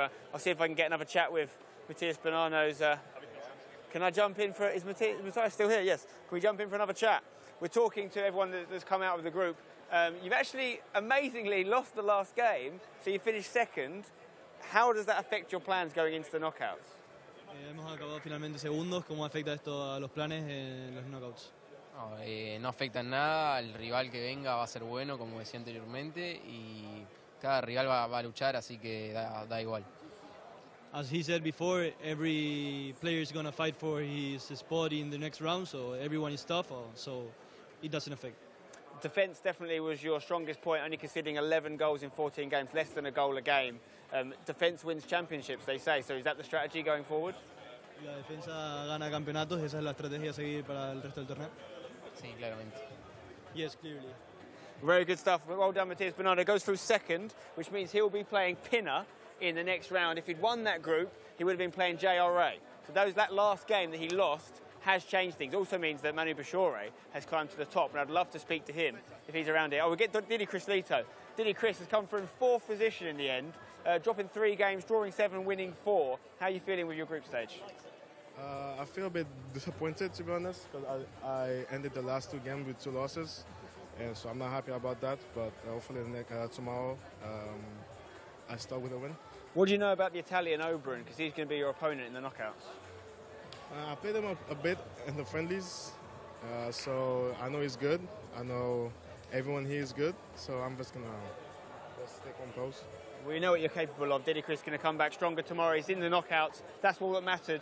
Ultimately, he's got through. I'd love to speak to Manu Bashore if I can find him, because he's topped that group in the end with 30 points. So he's equalled the 30 points that Umut got, and that's no joke. I mean, Matías Bernardo could have got 32 if he hadn't lost that last game. The only game he lost in the whole process, by the way.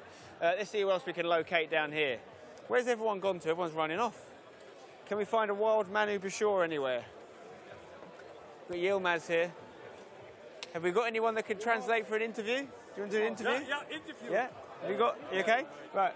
We've got 2 guys here from Team Hullet, even better. Right. You have come second in your group, and you actually were very decisive in JRA going through, because you got the equaliser against Klenke. How do you feel? Yeah, I feel great. For me, it doesn't matter who goes through, JRA or Klenke, but yeah, I'm just happy that I made it after a tough day. You've got to be happy, man. Second in the group is really good. You're going to play Dylan Mike in the next round. What do you know about him? He's a great player every year, I think. And but yeah, maybe I've rather him than my teammate Bashore, so I'm happy about that. Yeah, you've avoided your teammate. By the way, I've been avoiding interviewing you because I was told you don't speak in English. Your English is fantastic. We're going to interview you loads tomorrow. This guy's brilliant. Speaking of Team Hullet, Manu Bashore, you've topped the group. We were talking a little bit more about Matías Bernardo because he hadn't been beaten, but he lost the last game, which means you go in top, means you're playing JRA in the last round. You happy? No, yeah, of course I'm happy. You're not happy? Nah, I'm happy with topping my group, but JRA is not an easy opponent, and we've got to respect him like every other opponent here, and he made it through for a reason, you know, and tomorrow different day, different environment, different pressure, and yeah, need to step up like we did the last 2 days and hopefully get the win and get me through to the quarterfinal. Listen, you're in the last 16 of the world. You're not going to get any easy games now, but you've won your group. 30 points. You've equalled the most points anyone's got. You and Umut both finished with 30 points. So when you look at the other winners of the groups and the other players, who do you fear playing the most? Well, Umut, obviously very, very good player. You have very experienced players in Nicolas, who also won the E-Champions League. So I don't fear anyone, you know, but there are some people who've proven themselves a bit more than others. And but we have to respect every opponent. And yeah, first my full focus is on the GRA game. And after we'll see if we even get the win. And if we get the win, we'll see who we have to play then. Fantastic work from you. Enjoy your evening. Really, really impressive stuff. You know, the mood is buoyant here in the studio now. We've got Gilles here, who's obviously exited the tournament, but you put in some really good results in the end. 15 points, you know, it's actually very tight. Only 2 points off. Are you happy with your day 2, even though you've not progressed? Yeah, like I said in the beginning, I was playing very better than yesterday, and the last 2 games I won 4-0 and 5-0 out of nowhere. And yeah, it came a bit too late, but if you see now, it's only 2 points behind the 4th place, and it was so close actually. So close, really impressive. I'm sure we'll see you again. 9-0 in the last 2 games on aggregate. It's crazy. You know, he almost spoiled JRA's party with that 5-0 win, but we know what happened there. I'm going to join the guys in the studio here. I'm going to break the 4th wall. How you doing, guys? What a crazy last few matches. I mean, I'm exhausted. I mean, Sven, love you mopping up the party there, just going around chatting to everyone in the club. What scenes down there? None of us can believe it, and none of us expected JRA. We just discounted him. None of us? What did I say when you asked me before that game? In terms of when that was happening, I didn't mean that. We went just back and forth for Klenke and Tex. I mean, absolutely scenes. Richard Buckley can't believe that you lose 5-0 and you go through. Rich, he's mesmerised by Matías Bernardo. Matías just walked past. You love that guy, don't you? Matías Bernardo, it was a triple plot twist. When things got started, we all thought JRA, because he could control what was going to happen. At one point, I was saying, oh, Klenke wrapped this up. The results aren't going there. And then in the 91st minute, you see a finesse shot from outside the box. Ruins his hopes and dreams. Then you go to the Tex match. You say, surely Tex will get this done. JRA's down already 4 goals at the time. And it swings all the way around. I don't think Tex was ever. He never looked. He was never in the power position. I don't think. Klenke was the man. Klenke was the guy who was one defence away from getting the spot. JRA lost 5-0 and qualified to the next round. He lost quite big the game before that as well. It's ridiculous. Talking about the guys who didn't make it through, I mean, I'm gutted to see Tex go out personally on a personal level. You know, we know what he can do at an English level. We'd love to see him go through. Luckily, we've got Stingray. And I know how much it will hurt him, you know, because he's been knocked out in the groups twice in the World Cup, and we know he's one of the best players in the world, right? But that's going to be a huge thing for him. But ultimately, I think we were right about this format hurting him. You know, 7 draws. He drew half his games. He only won 3 out of 14. That's not the Tex we know. But if you had 2 legs in those games, I guarantee you a lot of those results would have flipped. But, Spen, we were talking about that. He did know that. He should have been prepared. He should have been prepared for it, and he kept saying, oh, once I get to those knockouts, it goes to 2 legs of FIFA, and I'm better at that. Yes, but that wasn't the competition, and he had to play the competition. I'm not saying it's a bad format, actually. I would probably argue it's more all-rounder format. You've got to be able to do both. So I think it will find arguably the best all-round FIFA player. I just think it's hurt Tex on that occasion. Totally. Aggie, I'd love your kind of final thoughts as well on the drama which unfolded. JRA just came and gave you a bit of a handshake there. He tried to get on the set as well. I mean, everyone can come and join us, of course. Yeah, I mean, I was never in doubt. I said it before, JRA is going to go through, just not in the manner I thought. Yeah, crazy scenes. I think Mike said it perfectly. We haven't seen a finished group stage like that. So obviously the way that Tex and Klenke went out was heartbreaking, but I don't think it was in that game that they went out of the tournament. They should have done more in the other games. And I mean, I am disappointed about Tex because it's twice now, and he is considered one of the best players to ever play, if not the best. So we expect him to go through the groups, and you have to just peak now. And well, let's just confirm those 8 players that joined the 8 from this morning's group as well, who will go into the knockouts tomorrow. Saturday starts with Stingray and Tuga, but let's just confirm then groups B and D. I'll just tell you them now. Then we've got Emre Yilmaz, Pinner, JRA and Oberon. Oberon obviously topped that group as well. And Group D, we can see them now. We've got Manny Bashir, Matthias Bonanno, Dolan, Mike and Didi Cristito making it 2 out of 2 for the North Americans. What a day for them. What a day for all those 8 players who are making it through to the 3rd day of the FIFAe World Cup. What a day, boys. Spen, August, can't believe, by the way. Mike, no, and Rich, I'm going to say thank you, and we can have a break now. Final thoughts? I was just going to say, I can't believe that Texas finished 7th and actually with a worse goal difference than Gilles. Unbelievable group. That is a World Cup at its finest here on day 2. I don't know if you're going to even see as much drama going through the next 2 days. I hope we will, because it was super entertaining for us. But guys, thank you so much for joining us here in the studio. Thank you so much to everyone at home. What a day of FIFA you were treated to. We've absolutely loved it. And just to remind you of how good it was, here's a little recap for you, and we'll see you tomorrow at 11 Central Time. We'll see you then. Don't go anywhere. Good night.